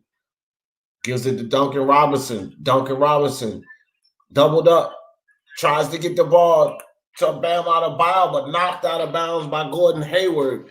9 seconds left on the shot clock. Miami will keep the ball. Nice drive inside and pass. Right on the dime. They're showing the replay that Duncan Robinson pass. Okay, Olynyk gets the ball inside. And Bam for a long shot. Oh, I'm sorry, that was Kendrick Nunn for the long deuce, but he didn't hit. Here comes Gordon Hayward. Gordon Hayward foul going inside. So Gordon Hayward will go to the line for 255-68, 13-point lead. They get Kelly Olynyk for that foul. Miami is playing great basketball. I agree. I definitely agree with that. They're playing very good basketball right now. 68-55 is the score, 9:14 left in the third quarter. We got a 13-point lead for the Miami Heat. Gordon Hayward at the free throw line did get fouled, makes the first free throw. 68-56 is the score. Jay says, I'm back. Double J, I had to smash some of this Taco Bell. I hear you, man. You guys got to eat, man. I feel you on that. All right, Gordon Hayward on the free throw line, makes both free throws. 68-57 is the score. So here comes Kendrick Nunn on the pass from Jay Crowder. Being guarded by Gordon Hayward, right side of the floor. Gives it to Kelly Olynyk. He's got dice on him. Kelly Olynyk stops, dribbles left, spins right, goes with the layup. Nice move by Olynyk. Just was a little too far when he scooped that. It's always a tough angle to make. Here comes Jaylen Brown. Gives the ball to Jason Tatum. Jason Tatum sizes up Olynyk, decides to shoot a three-pointer, and he drains it. We got an 8-point game, guys, 68-60. Here comes Kendrick Nunn coming right back. Smash it like it, that's subscribe. Kendrick Nunn fakes it, and they turn it over. Here comes the Boston Celtics.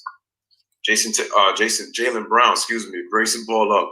Goes all the way to the basket. Nice move by Brown, and he dunks it with two hands. And just like that, ladies and gentlemen, it is a 6-point game. Timeout, Eric Spoelstra. 8:25 remaining in the third quarter.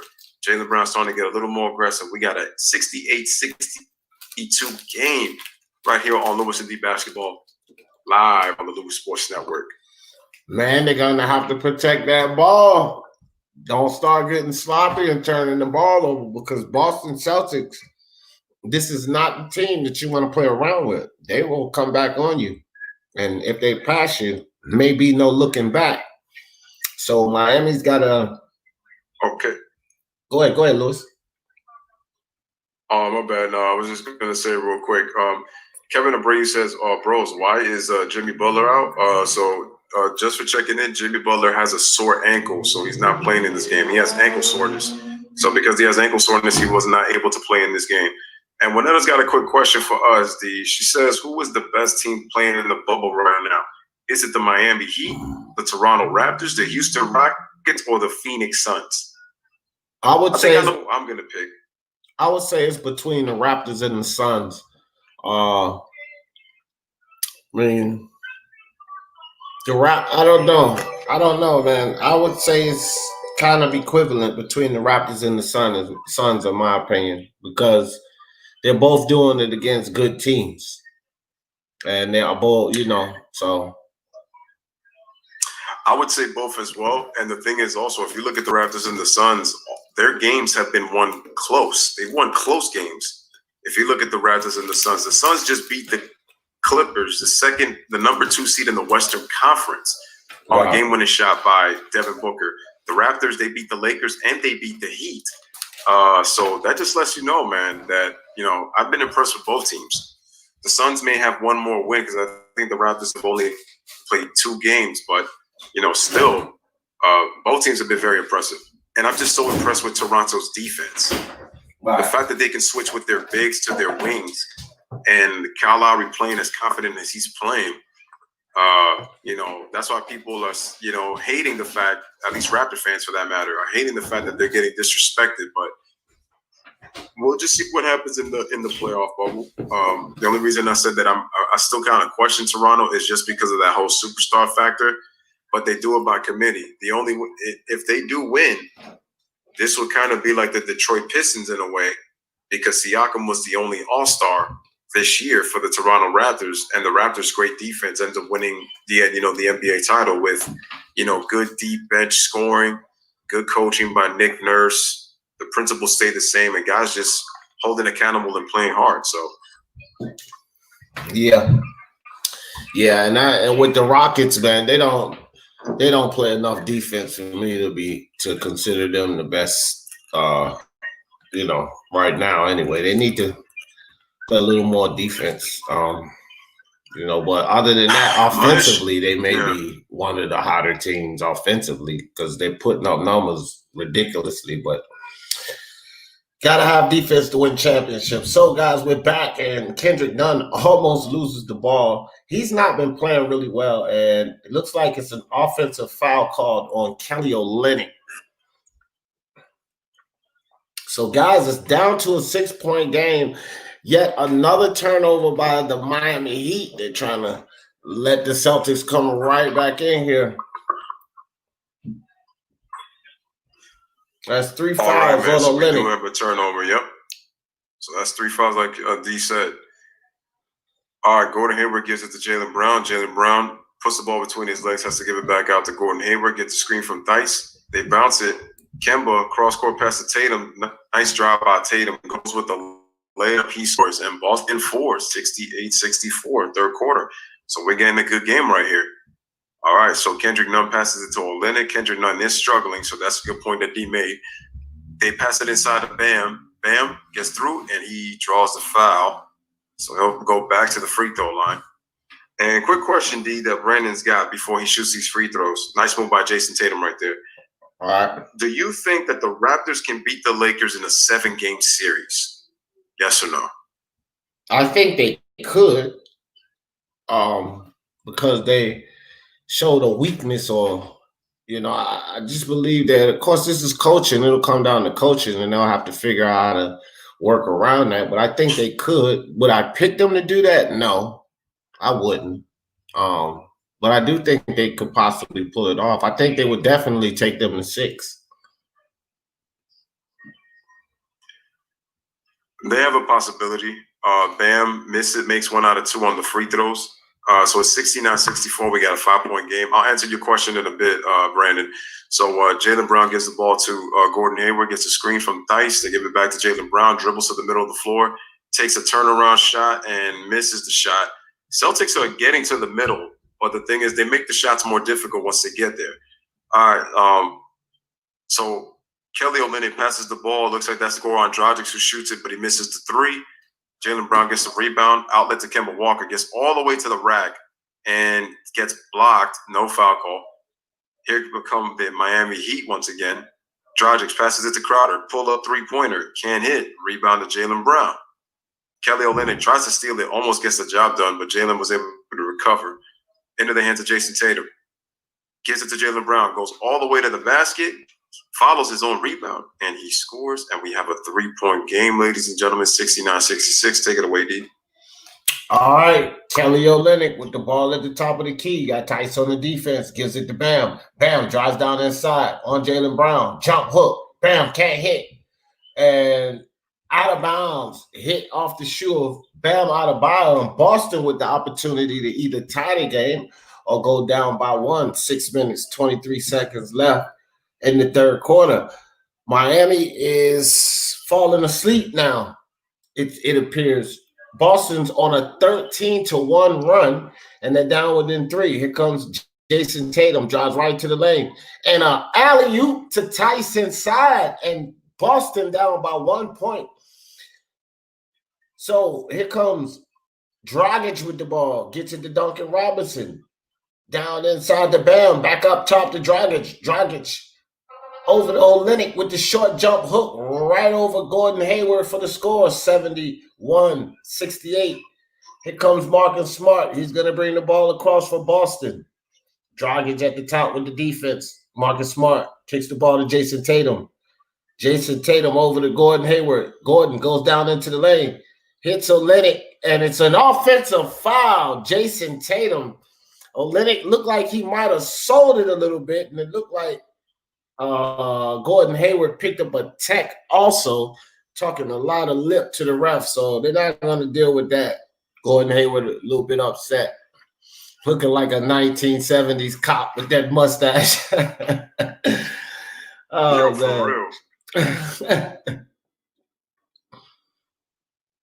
For real. Yeah, I don't blame Gordon Hayward for that, man. That was kind of a cheap call. Olynyk sold it, but you can't mouth off to the refs like that. So Duncan Robinson hits the free throw, and when you guys are coming back, you get back into 1 point like that. This is a bad move by Gordon Hayward. He did dip that shoulder a little bit, so I don't know. Tough call there. All right, so Miami with the ball, 72-68. Gordon Dragic over to Jay Crowder.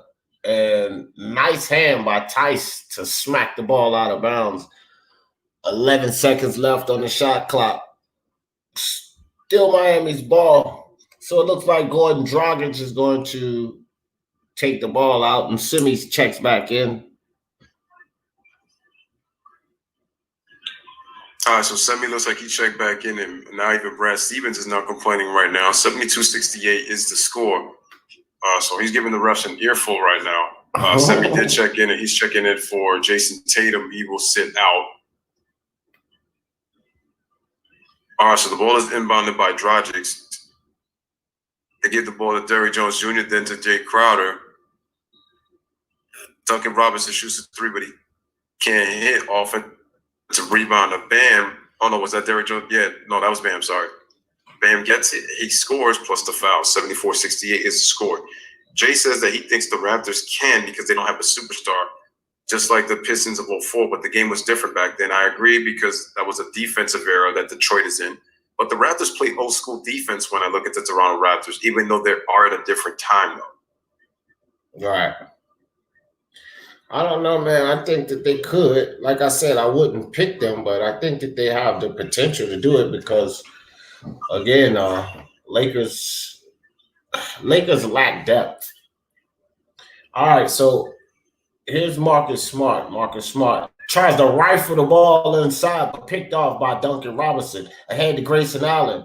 In the corner, Jay Crowder. Back to Bam. Bam with the long stride inside and fouled again. So Bam Adebayo back to the free throw line. And they've been sending Bam Adebayo to the free throw line the whole game.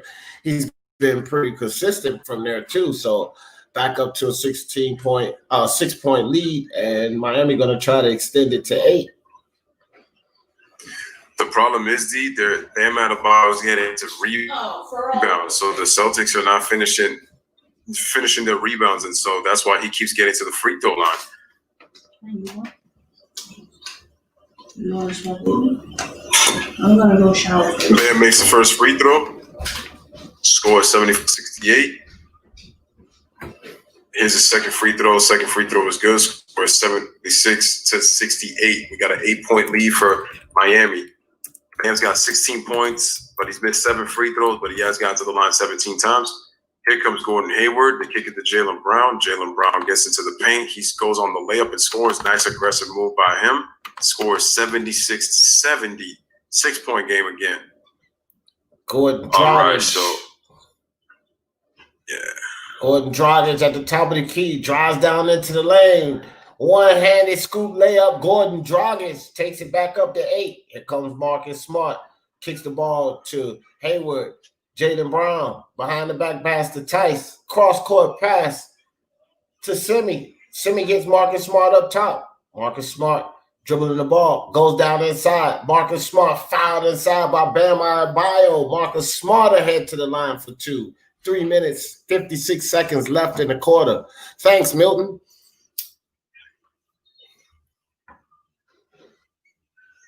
Nice move by Jaylen Brown inside. Smart on that last play. Yeah, that was a nice move.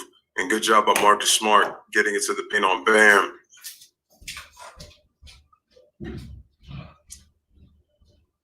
As Marcus Smart misses the free throw, scores 78-70 here in the third quarter, 3:56 remaining.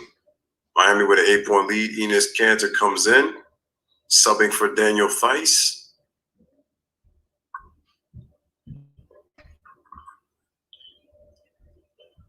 All right, there is Enes Kanter. Nice shot at him. Gives a pat on the back to Bam Adebayo. Marcus Smart's second free throw is good. 78-71 is the score. 3:56 remaining. So the ball has been inbounded to Goran Dragic. He brings the ball up. Bam sets a flash screen. And what was Goran? Okay, so I guess Goran was trying to draw a foul there because I'm like, who is he passing to? But anyway, he gets fouled. And I think the Celtics are in the penalty, so he'll go to the line to shoot too.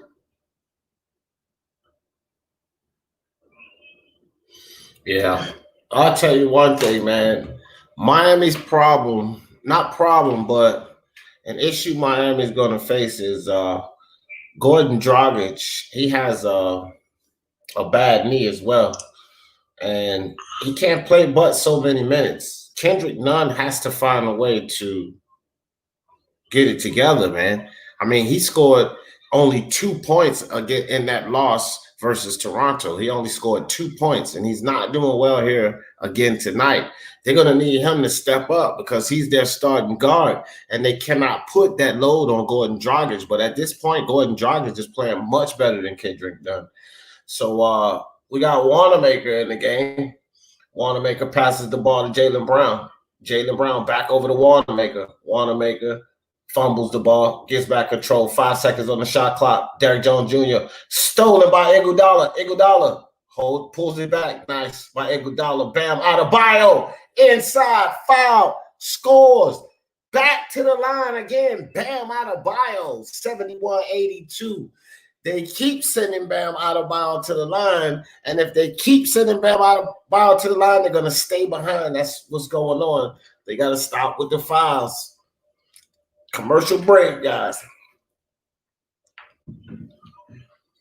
The Boston Celtics also, they've got to stop fouling. And Marcus Smart was he was really angry at the referee after he had to sit down after he made one of the 2 free throws.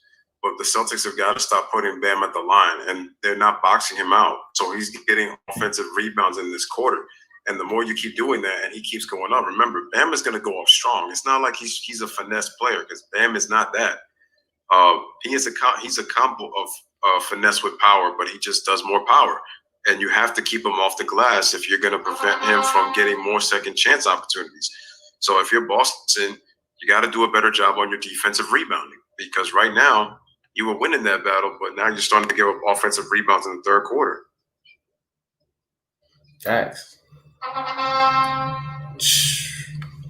Let me turn that down.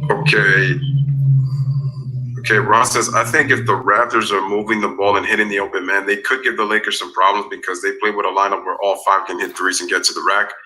I think that Toronto, to me, can push the Lakers to 6. I don't think that they will win the series, because the only reason I'm saying is that it looks good in the regular season for Toronto. And they do give the Lakers a lot of matchup problems. But I just think that superstar factor for me is really what's going to set Toronto apart, because like Double J said, Spicy P's gonna have to really go off in that series, unless if the Raptors somehow get all guys scoring at double figures, which is very hard to do in the playoffs, just because the team is scouting you for 7 games. So, you're looking at scouting reports, how defenses are going to be playing players. It's going to be difficult. Spicy is going to have to, now all of a sudden, he's going to have to play like kind of close to a superstar level. And are we asking too much from Spicy P? So, we don't know how it's going to turn out. So I don't know if the Raptors can beat the Lakers in a 7-game series, but I will say that they have the depth and they have the coaching to push them to 6. Now, a lot of things are going to have to go right for Toronto if they were to beat the Lakers in a 7-game series. But like Jay said, Double J said, anything is possible. I think, yeah, but, and that's the Lakers, man. I keep saying this. With the way things look right now, there is no guarantee that it's going to be the Los Angeles Lakers in the finals. I mean, again, I think that they're the forerunner, but, I see 4 teams over there who could possibly take it. And I know that people would not like to see the Rockets make the finals. Do I think they could win? No, but they could possibly make it because they could outscore the hell out of you, man. That's the thing. Lakers. I've seen the Lakers go on a drought. I've seen the Clippers go on a drought. We've seen these top tier teams go on a drought, and the Rockets have the ability to outscore you. So all 4 of those teams, Denver Nuggets, Will Barton, Jamal Murray, and Gary Harris was sitting out. Those 3 guys are 2, 3, and 4 most important pieces to that team. So people are looking at the Nuggets, but are we forgetting that Will Barton, Gary Harris, and Jamal Murray was sitting out? So that makes a difference. So these teams are going to be extremely dangerous come the playoffs. I'll tell you that right there. All right, guys, so we're back. We got 2:58 remaining in the third quarter, and Jason Tatum just got called for an offensive foul, pushing off on Derrick Jones Jr. So that is a turnover on Boston, and Miami has reestablished a 12-point lead, so they can now push it up even more. I'm starting to see the Celtics are getting a little bit frustrated right now in this quarter, and like G Money says, he makes a great point. They're not playing with the discipline. All right, so Goran lobs it up for Derrick Jones Jr., but he loses the handle and misses the lob. Here comes Wanamaker. Wanamaker kicks it out to Gordon Hayward. Has to stop a good defense by the Heat. Jason Tatum gets into the paint, and he draws the foul, and he'll go to the line to shoot 2 free throws. Smart by Gordon Hayward to pull that ball down, and he could have taken that shot, but that was smart by him to pull that ball down. Unselfish play, smart play by Gordon Hayward. So Jason Tatum going to the line to shoot 2 free throws. We got an 83-71 game. Let's just wait till Jason Tatum shoots his free throw. Then I'll answer this thing that Brandon has said. Knocks that down, so it's 83-72. Brandon was saying to Jay, his thing with the Bucks is what's going to happen if the Raptors puts Giannis in a box? Kind of like play him in a box and one, and then have it where Chris Middleton and Bledsoe have to beat them. And I said, in order for the Bucks to win, Middleton and Bledsoe have to help out Giannis Antetokounmpo. And then is Giannis's jump shot good enough to be able to be consistent when the Raptors, where any team with size builds a wall where Giannis cannot attack the basket and go to the free throw line? So those are going to be the questions for the Bucks. But they certainly can get to the finals. They can get there. But again, what can stop them is, again, Middleton and Bledsoe not performing, and then Giannis not being able to hit consistent outside shots when his drives get taken away and they start to clog the paint. Facts. My man Gun Rice Mafia just stepped in the building. Salute. Just sent you some good news sites. Boston is 2-4-1 ATS in the last 7th over has cashed 9. Okay, that's some other stuff. All right, I got you, Gun Rice. Appreciate that, man. All right, guys. So Jason Tatum at the line, 2 minutes, 37 seconds left.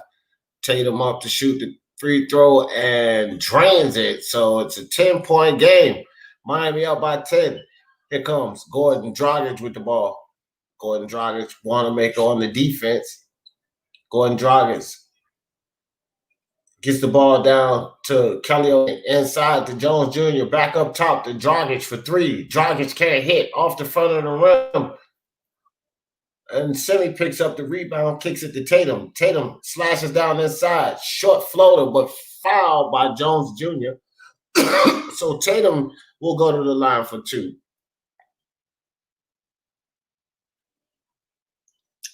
All right, so Tatum's starting to get aggressive, taking it to the basket. Now Eric Spoelstra's not happy.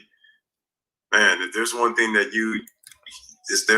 you can count on, man, everybody whines like sissies, man.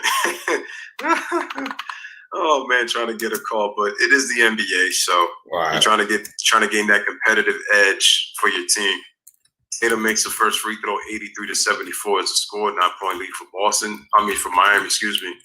Knocks down the second free throw. Tatum's got 19 points, 83-75 is the score. All right, so looks like we got Grayson Allen. See who this player is that just came in. Grayson Allen. Oh no, Grayson Allen is with Memphis. Oh no, that's Dragic. My bad. All right, so Derek Jones. Dragic, yeah. I don't know why I call that dude Grayson Allen. Gordon Dragic, man. So now it's 86-75. I know that. Let me just see if this comes back real quick. All right, so Jason Tatum drives down inside. Jason Tatum gets around Olynyk and scores 77-86, down to a 9-point game. They brought it back under double digits, guys. Gordon Dragic at the top. Got Jason Tatum on the defense. Kicks the ball to Olynyk. Hits Tyler Hero. Back to Gordon Dragic. Gordon Dragic behind the back. 7 seconds on the shot clock. Inside to Olynyk, but he can't handle the pass. And the ball goes out of bounds, so it's a turnover on Miami. Boston Celtics to get the ball. Nice move inside by Jason Tatum on that last play.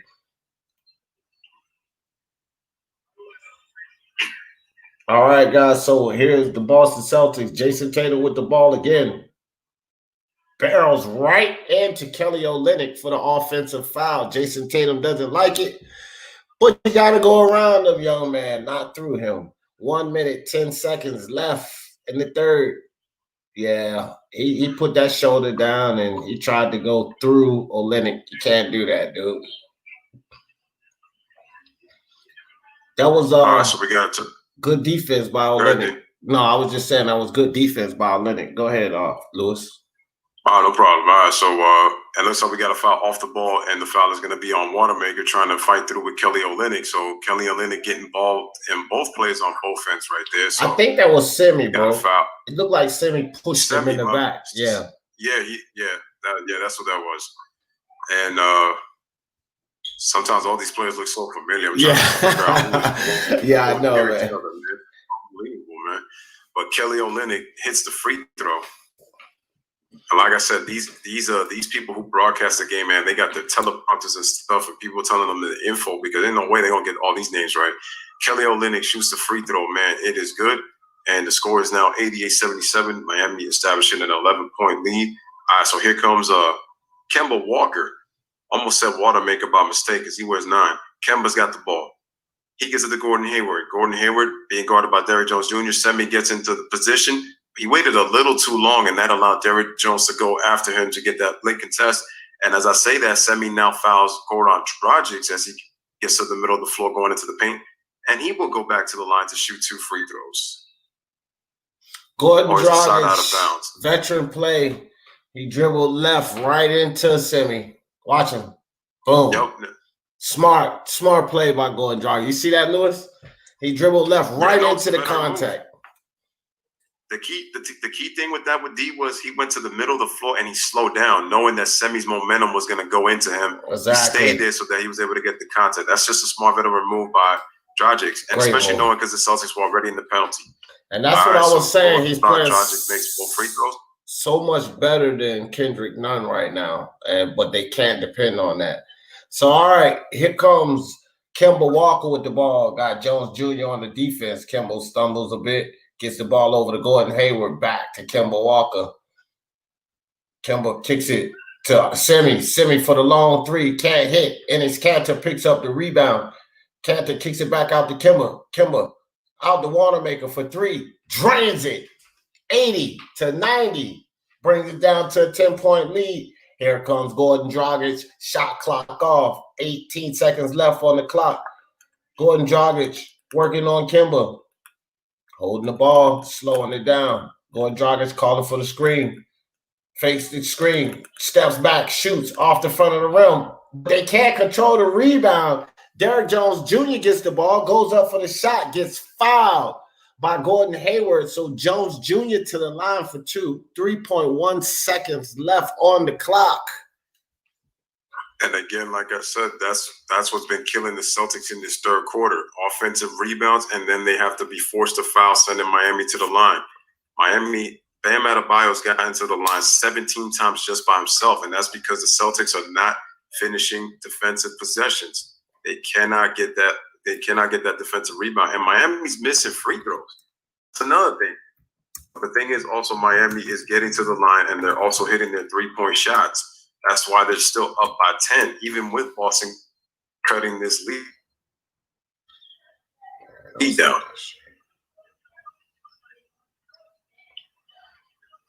So we got a 90-80 ball game, 3.1 remaining. So here's Derrick Jones misses the first. Here's the second free throw. It is good. 91-80 is the score, 3.1 remaining. Here comes Kemba Walker, shoots it. Oh, and he drains it.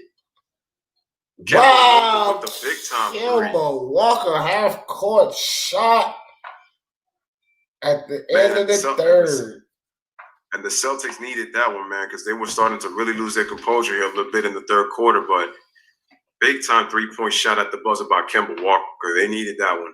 So nice little momentum going to the fourth. All right, guys, so through three, we got ourselves a single-digit ball game. The score is Miami 91, Celtics 83 here with LOUIS DEE on the LOUIS Sports Network Basketball Live.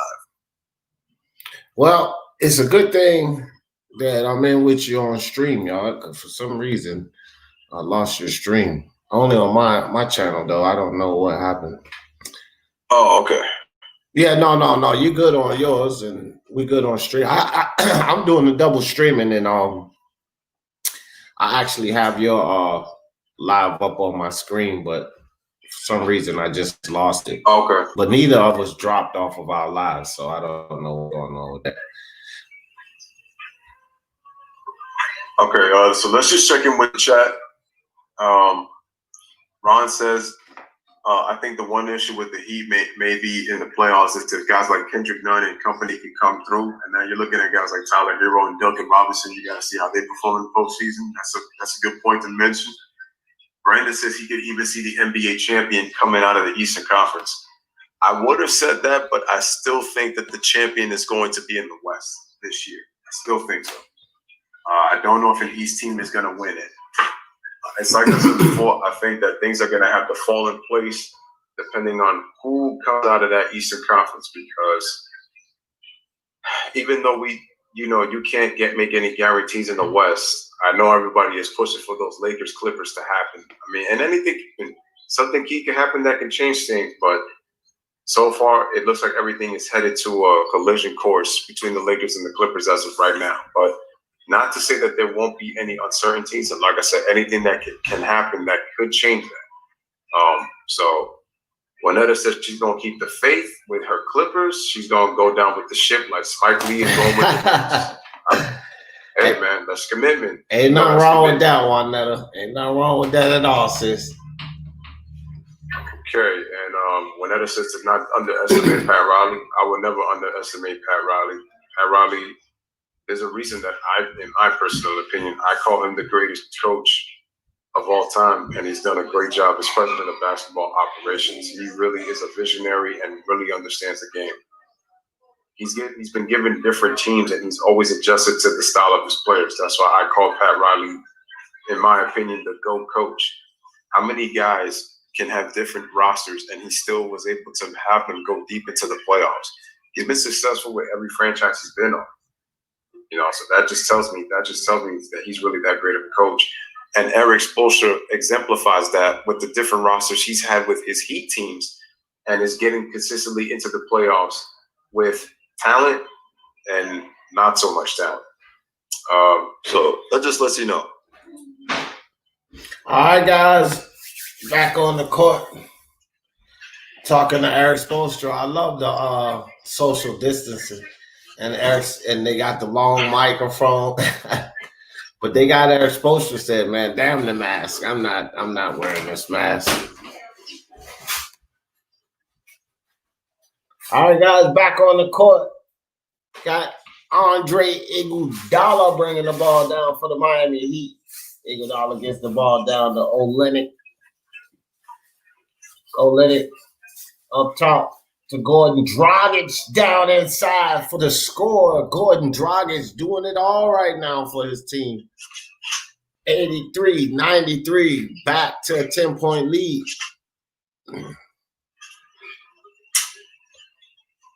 Here comes Walker. Kemba Walker rifles it across court. Up top for Semi. 3, short. Tyler Hero picks up the rebound. Here comes Tyler Hero.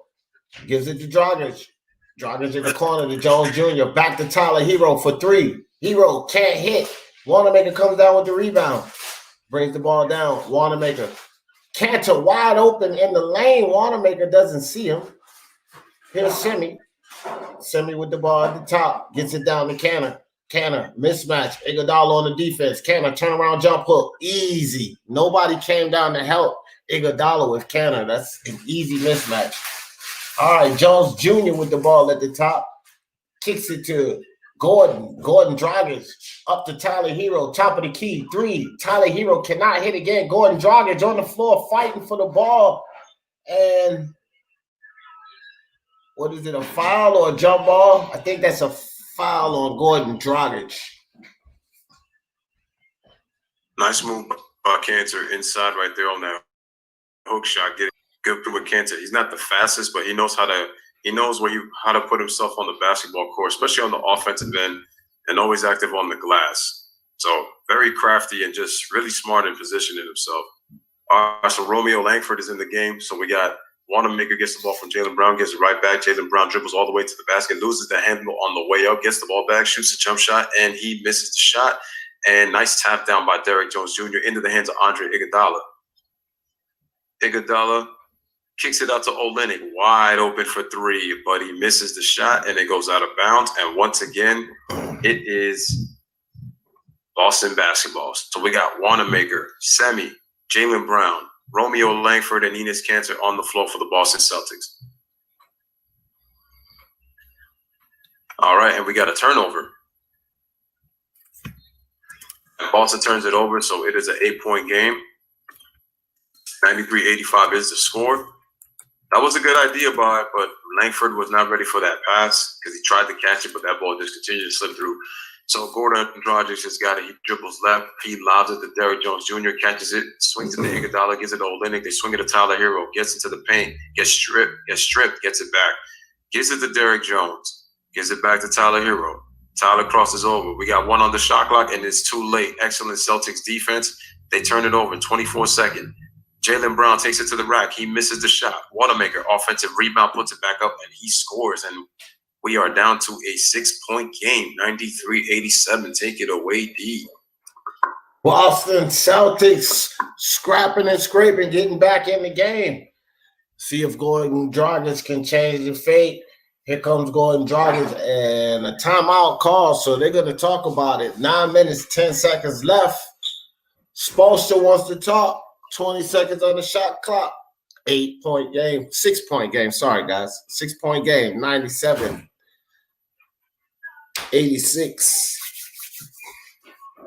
I didn't give the right score, did I? No. 93 to 93-87. 87. I just thought to myself when I said that score, Louis, I said, wait a minute. That's not 6 points. Oh, boy. Oh, man. All right, Edwin wants to know what the score is. The score is 93-87 in favor of the Miami Heat. Guys, we got one more game tonight. It is the Portland Trail Blazers against the Houston Rockets on, I believe they're going to be on TNT. So just let you know right there, man. Jay says if Pat Riley would have won a title in New York, then I would put him as the GOAT, but he didn't win the chip in New York. Unfortunately, with Pat Riley, the Knicks, it was really more so with the personnel that we had. We never should have gotten rid of Xavier McDaniel. That, to me, really hurt the Knicks. Even if we won more games the next year, I felt like we were not tough enough up against the Bulls. And I think his toughness would have helped. We had Charles Smith, good player. But the thing is, you could tell that he's not tough. And then you could tell that he gets tense in big moments. And it happened. In that Game 5 in the Eastern Conference Finals. I mean, how many times did he get blocked on that last play? And he did not go strong. Charles Smith is a finesse player. Xavier McDaniel's toughness was what we were missing. And also, we know John Starks, man, plays hard, but he's very inconsistent. And then we already know about Patrick Ewing and stuff like that. So, bro, nothing great changes player. though, Lewis. Nothing changes because in 2020, just think about it. We got rid of Trey Burke. We got rid of DeAndre Jordan.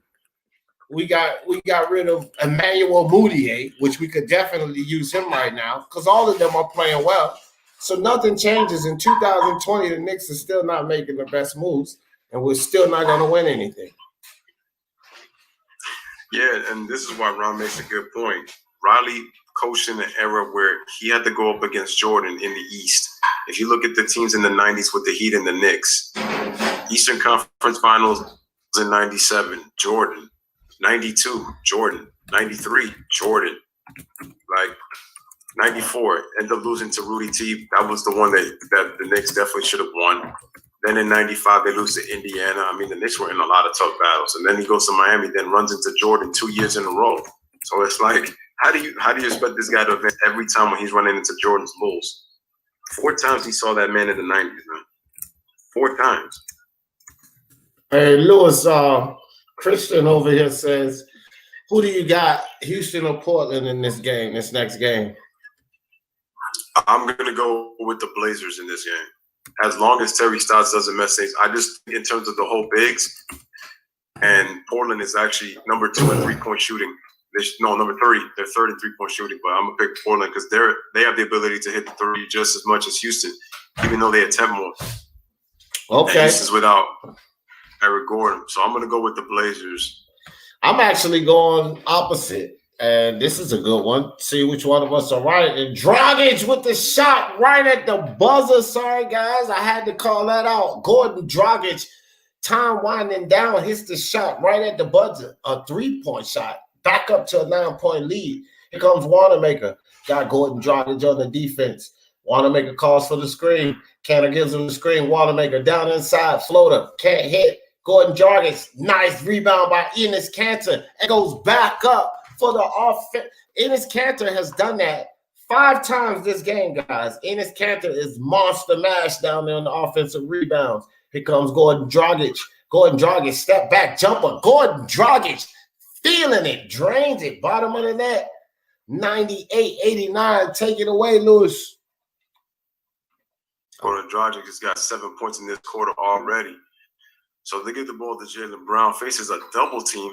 Never put yourself in that spot. Good pass by Enes Kanter, but Semi can't hit the 3. Rebound and Gordon Dragic. Dragic is starting to make his mark in this quarter.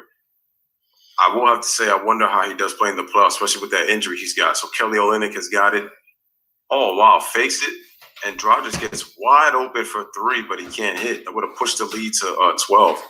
So here comes Wanamaker, kicks it out to Jaylen Brown, gets into the paint and dunks it with 2 hands with the power. Nice play by Jaylen Brown. We got a 98-91 game. 20 remaining in this game. Gordon Dragic comes right on back. Gives the ball to Tyler Hero. Gets a switch on Wanamaker, a screen set by Bam. He kicks it out to a wide open Iguodala for 3, but he can't hit. Rebound Romeo Langford. All right, so Gordon Hayward and Dice are about to check back in along with Jason Tatum. All right, so Wanamaker, and so it looks like they're going to call a timeout. So 6:52 remaining in this game. We got a 7-point game. We got a 7-point game, 98-91. Miami leads by 7 right now as we go to commercial break. That was a waste of a timeout, man. Sometimes I don't know with these coaches. I don't understand some of these timeouts. To me, that was a waste of a timeout. Really was. But there was no need to call a timeout. Not just at all. Run the play. See if you get fouled. See if you get fouled or or something. Just wait till the next dead whistle, man. Exactly. You have 4 of your players coming back. Those are those kind of things. Those are those kind of things that when you call one, it's like it could come back to bite you. Indeed. If you need a timeout late in the game. Indeed, bro. I think you sitting pretty with 4 timeouts. I think sometimes these coaches get to the point where, I got 3 timeouts, I'm good. But why waste that? That was a wasted timeout. Just like Lewis said, you run the play. The way these refs are calling the whistle, it's a good chance you get a dead whistle. I don't like that. Even before the pandemic, I still would say run the play. Run the play. But I'm not coaching. I don't get paid millions to coach. That's their job. Mm-hmm. All right, Jay says that the Knicks point guard play was decent, but if they had Isaiah Thomas or Mark Price, the Knicks would have had a title in the Jordan era for sure. Oh, hell yeah. Hell yeah. I mean, John Starks was the man, but shit, he wasn't one of those guys. I will say this, man. The Knicks really screwed up on this because back in the 92 draft, Latrell Sprewell was picked 24th, and the Knicks were actually in the upper 20s, and they passed up on Latrell Sprewell. He was actually the player that the Knicks needed. They needed a wing player really of a Latrell Sprewell's caliber. Really would have helped Patrick Ewing out, and possibly we could talk about the Knicks winning a championship because Sprewell's 6'5". He's a small forward. He can also play guard if you want to, so he could play the two positions. And you would have seen him guard Michael Jordan. Now, is Michael Jordan easy to guard? No, but he would have given them problems, especially because now Michael's got to worry about him scoring on the other end too. And, you know, that would have taken a lot of pressure off of Patrick Ewing. So they needed somebody to take over a game other than Patrick, and the Knicks consistently really didn't have that. So they had to kind of do things collectively and then hope, you know, that Patrick always had, you know, one of those great games. Let me just find some flex here. Well, that thing that I bought from You say it's empty? Ron says, just imagine Pat Riley wanted to take on the same functions with the Knicks as he did with the Heat, and the Knicks refused. Wow. I'm telling you, man, Latrell Sprewell would have changed the fortunes of New York forever had he been drafted in his younger days. The Knicks screwed up on that. Can't believe they passed up on Sprewell in the draft. When I found out he was the Knicks draft pick compared to where Sprewell was at, that really pissed me off because I felt like we got Sprewell when Patrick Ewing was past his prime. We get Patrick Ewing in his prime with a young Sprewell, telling you would have been great. Yeah, right. That's exactly right, Kristen. She said, he said Knicks need to flush their entire staff out. Right, starting with James Dolan. All right, guys, we're back. Wanamaker passes the ball to Gordon Hayward, and Gordon Hayward with the slow drive down in the lane, but gets the score and goes to the line. Gordon Hayward, 93, 98, 5-point game. Gordon Hayward with a chance to bring this down to 4. Wow, what a drive, nice man. Nice move. And that's what Jay, and that's what Jay was talking about. Gordon Hayward has a smooth game. And he converts on the 3-point play. So that's 94, 98, 4-point game. Here comes Iggy with the ball. Iggy gets the ball down into Bam. Bam goes right in on Tice. Left hand layup. Bam. Right hand layup. Bam. 100 to 94, 6-point lead. Here comes Wanamaker. 6 minutes left in the fourth quarter. Jason Tatum rifles the ball down to Hayward. Turnaround jumper. In and out. Hayward can't hit. Bam Adebayo picks up the rebound. Here comes Bam. Bam with the ball at the top of the key. Bam Adebayo kicks it to Tyler Hero. Back inside the Bam. Bam out to a wide open Duncan. Duncan can't hit, but put back by Iguodala with the put back dunk. 102-94. Take it away, Louis. Offensive rebounds once again killing the Boston Celtics. All right, so Wanamaker's got the basketball. Keep telling y'all, offensive rebounds. Wanamaker gives it to Jaylen Brown, gives it back to Wanamaker, gives it back to Jaylen Brown, playing hot potato with it. Guarded by Jay Crowder, dribbles to the middle. Nice strong move by Jaylen Brown, but he can't hit them. He can't hit, misses it. Gordon Hayward tries to get it into the hands of Tyler Hero. Back come the Miami Heat. They give it to Bam. Gets it right back to Tyler Hero. Fakes it. Drives to the middle. Goes left. Shoots with the right hand. Can't get the roll. Rebound is to Jason Tatum. Jason Tatum coming right back. Gets a screen from Dice. Puts the ball between his legs. Oh, dribbles. Goes all the way to the rack. Nice move by Tatum, and he scores. Beautiful move by Tatum. 102-96. Take it away, D. Here comes Andre Iguodala. Great drive by Tatum. Iguodala. Nice pass to Duncan Robinson inside, but Duncan can't hold it. Wanamaker comes down with the ball. Back to Tice. Tice up the middle with the dunk. 4 minutes. 35 seconds left in the fourth quarter. It's a 4-point game again, guys. 98-102. Here comes Iguodala. Got to take care of that ball, big fella. Iguodala inside the Bam Adebayo. Bam Adebayo gives it to Duncan. Back to Iguodala, wide open for three. Iguodala can't hit, and here comes Tice with another rebound. Tice will get the ball over to Jason Tatum. Tatum gets tied up on the wing, gives it to the Hayward in the corner, back over to Jason Tatum on the wing. Tatum got Crowder on the defense. 6 seconds to shoot. Jason Tatum, long three ball. He can't hit, and Tice hits the ball back out to Brown. Brown gives it to Wanamaker. Wanamaker drives inside. Body on Tyler Hero. Can't hit. And Tice with the ball. It looks like it's saying that he hit it off of Jay Crowder. One ref said that it's Miami's ball. One ref said it's Boston ball. So they're probably going to take a look at it here. Chopstick says, all right, I'm in the game now. I feel you, Chopsticks. So I think Tice's body was on the oh, go ahead, Lewis. Yeah, so what? Oh, no, I was just going to say that the ball actually hit off of the leg, but then Tice was the last one that the ball ended up hitting when he was out of bounds. So they're going to call that Miami Heat ball. Or either even though the ball. It was that, or either Tice was on the line when he threw the ball. Oh, okay. No, you're right. It bounced off his leg and then hit him out of bounds. Yeah, Tyler Tice was actually still in play when he did that. It's just that the ball ended up hitting him at the very end. So if that ball doesn't touch him, that's Celtics ball. Yes, sir, Luis Puente. Y'all still in there, fam. This game is not over. It's too much time on the clock. Luis Puente said they right there. I'm with you.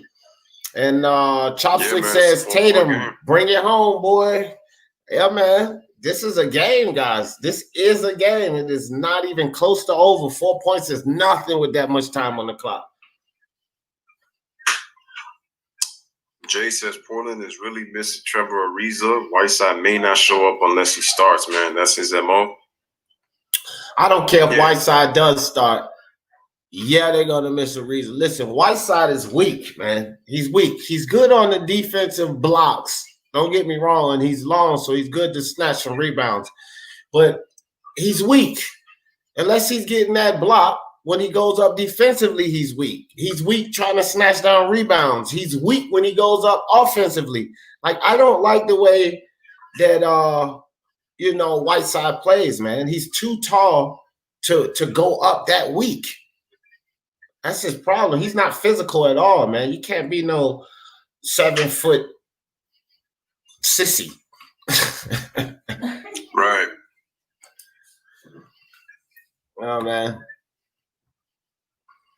So we got a 4-point game, 102-98. We have 3:46 remaining. They changed the call. Christian said it's always a game with the Heat. Come on, Chopstick. The Celtics suck. All right, guys, we back.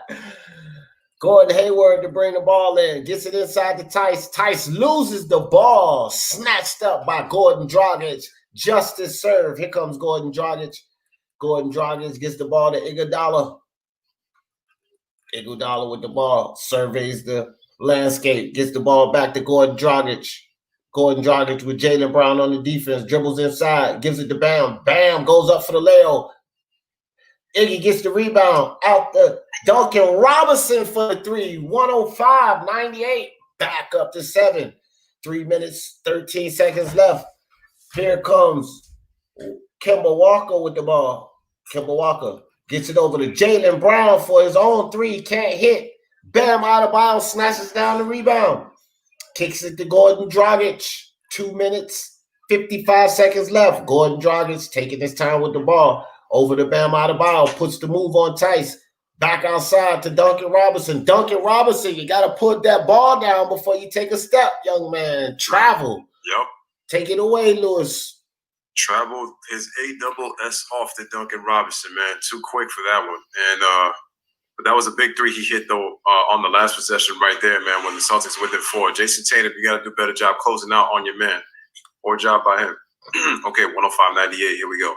Kemba Walker gives the ball to Jason Tatum, gets a screen from Theis, kicks it out to Jaylen Brown, wide open for 3, but he can't go in and out. And bam, what another rebound. He is feasting on the rebounds right now in this quarter. Gordon All right, Dragic. so here we go. Gordon Dragic, smart with the ball, holding it a little, killing some of that clock. Bam Adebayo gives the ball to Duncan Robinson. Thought about the 3, kicks it to Iggy. Iggy, 3 seconds to shoot. Iguodala puts it up off the side of the rim. Theis comes down with it. Here comes Kemba Walker, drives down into the lane, loses it on his foot, but Theis picks it back up. And Theis inside. No basket. Theis took too many steps. No foul, no basket, turnover. Back to Miami, 7-point lead. Wow. That was a good heads-up play by Theis to pick the ball up. Let's see. Yeah, he moved that pivot foot. Yes, yeah. It wasn't that. He moved that pivot foot. That's what it was. Yeah. All right. So Dragic he's got the basketball. Nice bounce pass, but then almost turned it over. Bam was able to recover. Gives it to Gordon Dragic. Okay, Dragic's got it. Dribbles all the way left on Theis. Kicks it out to Duncan Robinson. Shoots a 3-pointer and drains another one. At the buzzer, man. Time running out. Big shot by Robinson. Here comes Tatum down inside. Can't hit. Ball stays down here. Foul. So Jason Tatum will go to the line. What a shot by Duncan Robinson. Ice cold water in his veins. Let's go. Well, look at the angle he shot that ball. He was, and it's like when he was backed up into a corner and was able to knock that. That's how impressed Iguodala was with that shot, man. Big time shot by Duncan Robinson. He's hit 2 big threes in this quarter.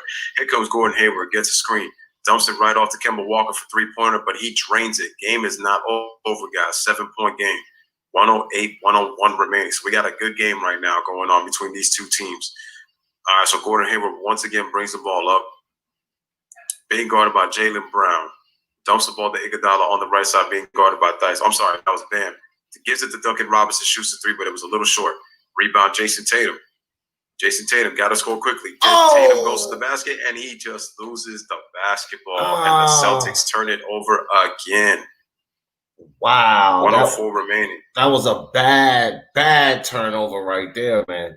That could have been a game. That could have been a game. That turnover could have cost them the game right there because they're down by 7 points. It's 3 possessions. Miami scores here. Right now, the Celtics and the Heat, they actually don't turn the ball over as much. He have 11. And Goran Dragic cuts to the basket, but he misses the wide open layup. Celtics get a break. Here comes Gordon Hayward. Got to score quickly. Euro step. What a block. Nice block defense by the Miami Heat behind the back block. Didn't mean to cut you off, Louis, but what defense? And Gordon Dragic is keeping the ball away. Foul, guys. Foul. No foul, and I guess they're conceding the game because they're allowing them to drain the clock. But they do get the steal. Here comes Jaylen Brown. Jaylen Brown blocking foul called on Duncan Robinson. So Jaylen Brown will go to the line. I think that the Boston Celtics allowed Miami to drain way too much time off of that clock. Way too much time. I think Boston, to me, they lost a little bit of focus because they were so concerned with not getting points on that offensive end. You just got to go back and keep on playing. You got to understand game clock situations.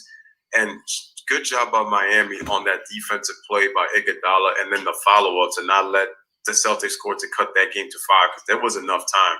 But then the Celtics just did a poor job with it. And Jason gets a technical foul late in the game. That's just not smart, Jason Tatum. Come on, dog. First the turnover and then this.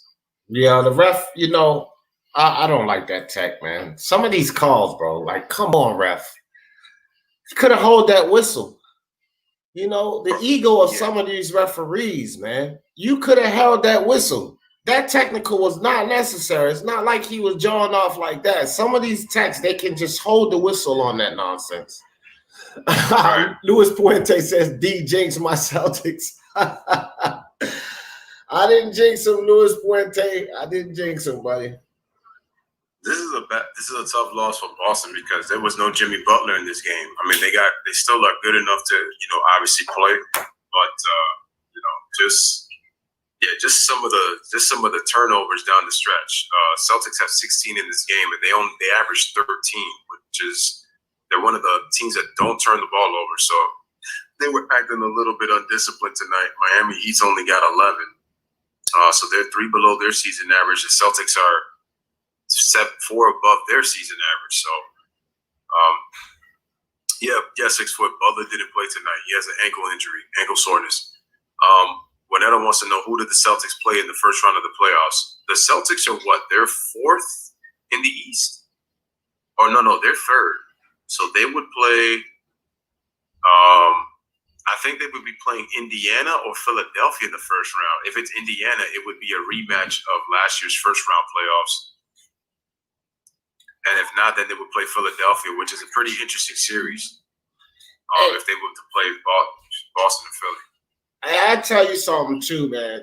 Today's games were crazy, right? Because I did my predictions video this morning, right? And the 2 teams that lost, the 2 upset teams, had they not lost, my predictions would have been perfect today. I mean, the Nets beat the Bucks and the Suns beat the Clippers, so we can't expect that. But I picked both dogs today. I picked the Pacers to beat the Magic, and I picked Miami to win this game. So I picked both underdogs, and I picked the Dallas game. And the Clippers and the Bucks blew it for me. I would have had a perfect day. Oh, wow. You would have had a perfect spread. Perfect day. Son of a bitch. Jay says Miami is well coached. That's why they won. Oh yeah. I still think that Boston, to me, I feel like in terms of their coaching, in terms of what they run, they still got some things to work on.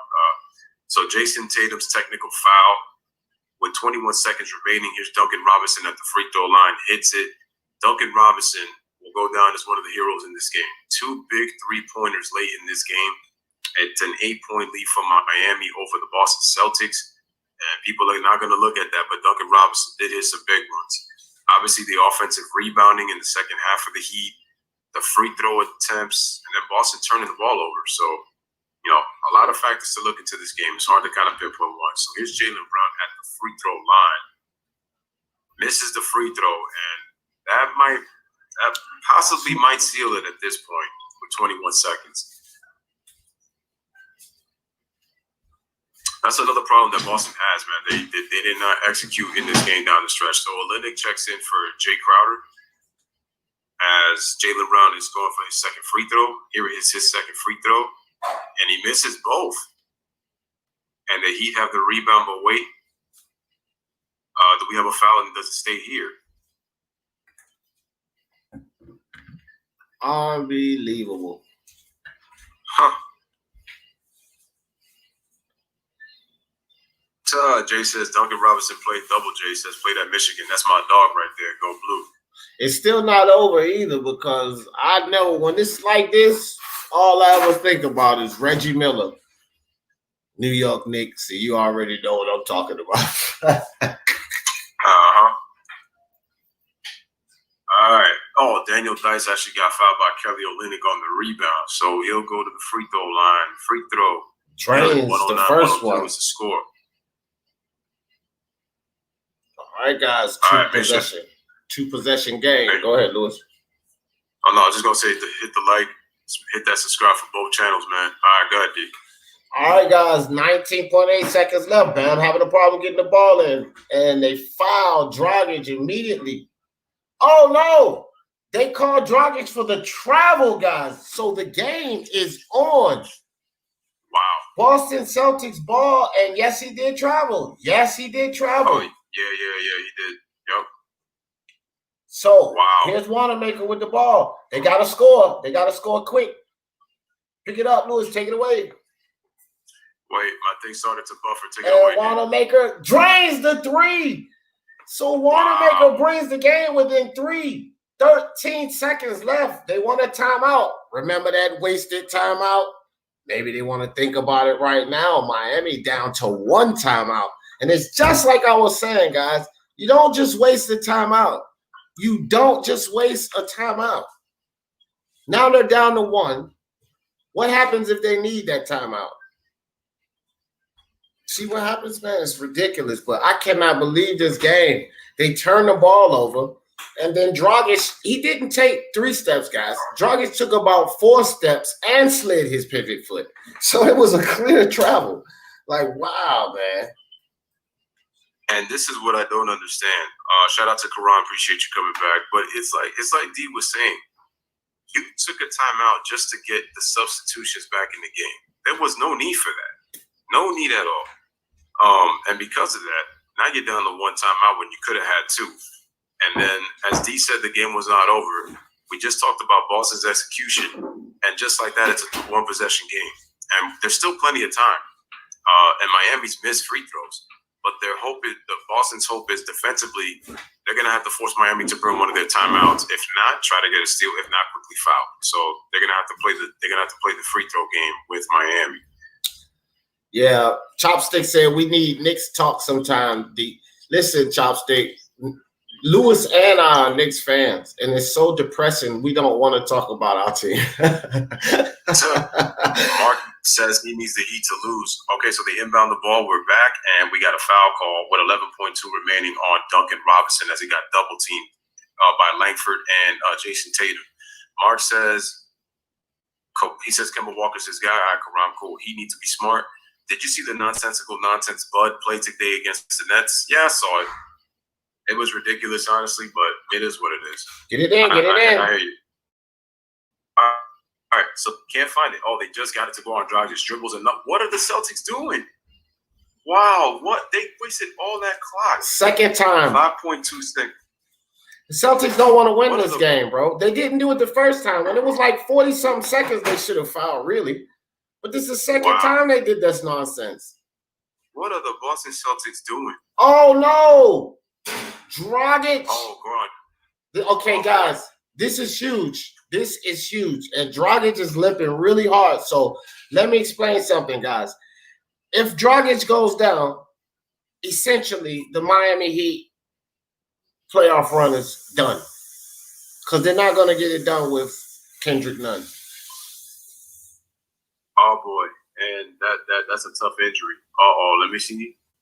Oh, no. The way he landed, oh, boy. Doesn't look good, man. That doesn't look good at all. And that's a terrible blow for the Miami Heat because Kendrick Nunn just can't find it. And Duncan Robinson comes down with the offensive rebound. And listen, it's over. It's essentially over. Boston just no thought process, no intensity at the end of this game. What the hell are they doing? Bro, the clock management for the Boston Celtics was horrible. That's number one. Number two, Boston continues to allow offensive rebounds.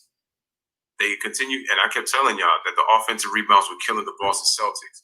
And look, even in a close game, Duncan Robinson gets the offensive rebound. You can't allow that to happen if you're Boston. So look at that. He makes 2 free throws. And that's it. Dribble out the clock. This game is over.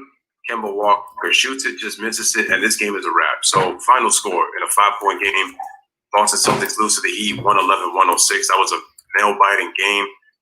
Boston has a lot of things that they need to fix right now because just poor clock management. Well, let me see. 6'2" says he just sprained his ankle. It says he will be okay. Well, the way he was limping, it looked like it was his knee, but yeah. But if it's his ankle, it might not be too bad. But remember, he's also dealing with a knee injury. So the fact that he has knee and ankle problems, if he is not by any chance looking any type of way that he's looking at least close to 100%, and you're dependent on Kendrick Nunn, as D said, Miami may not be able to go far because Kendrick Nunn, he has struggled in the last 2 games. This game and then the last game that Miami played against Toronto where he only scored 2 points. So right, 2 points. It was, and he, surprisingly, real quick, Louis, surprisingly, Kendrick Nunn was actually playing out of this world before the COVID restriction. He was playing really great. And it's just like he's a different guy out there now. This layoff really affected his rhythm, and he's got to get it back, or Miami's in big trouble. I feel like that this whole COVID and this whole layoff for all of these teams, for some reason, it's some players are like just very different. I mean, I didn't expect Phoenix to win 3 games the way that they have coming back from the bubble. I thought that this team would just kind of like go through the motions, kind of coast, and not be able to make the playoffs. The Spurs almost went 3-0. Had it not been for that mistake that they did defensively and then that missed free throw by Derek White when I did that game last night, because they would be 3-0. So you'd be looking at the Spurs and the Suns really starting to push a threat. And now with the Grizzlies losing Jaren Jackson, it looks like they're not going to make the playoffs.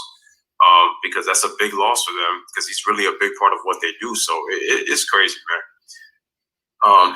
Bam Adebayo had 21 points and 12 rebounds, got to the line 18 times. The Celtics are going to have to defend without fouling. They were hacking way too much in this game, way too much, and allowing too many offensive rebounds.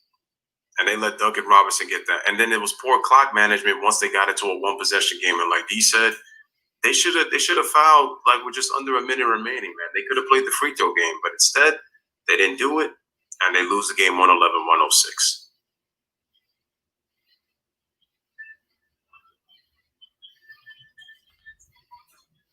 All right, so game 2, doubleheader between the Rockets and the Blazers are coming up next.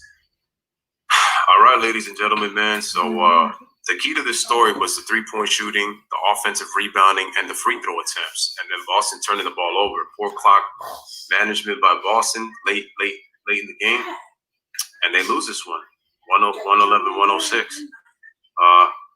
So I am going to salute to everybody on both sides. Definitely appreciate you guys for coming through. This was the second one for me in terms of a doubleheader. So I did this one, man. Salute to everybody. From Louis and Dee, this was an awesome live. You guys made it lit as you always do. So from the Louis Sports Network, I don't know if you're going to close yours, Dee, so just let me know if you are, but I know I'm closing mine.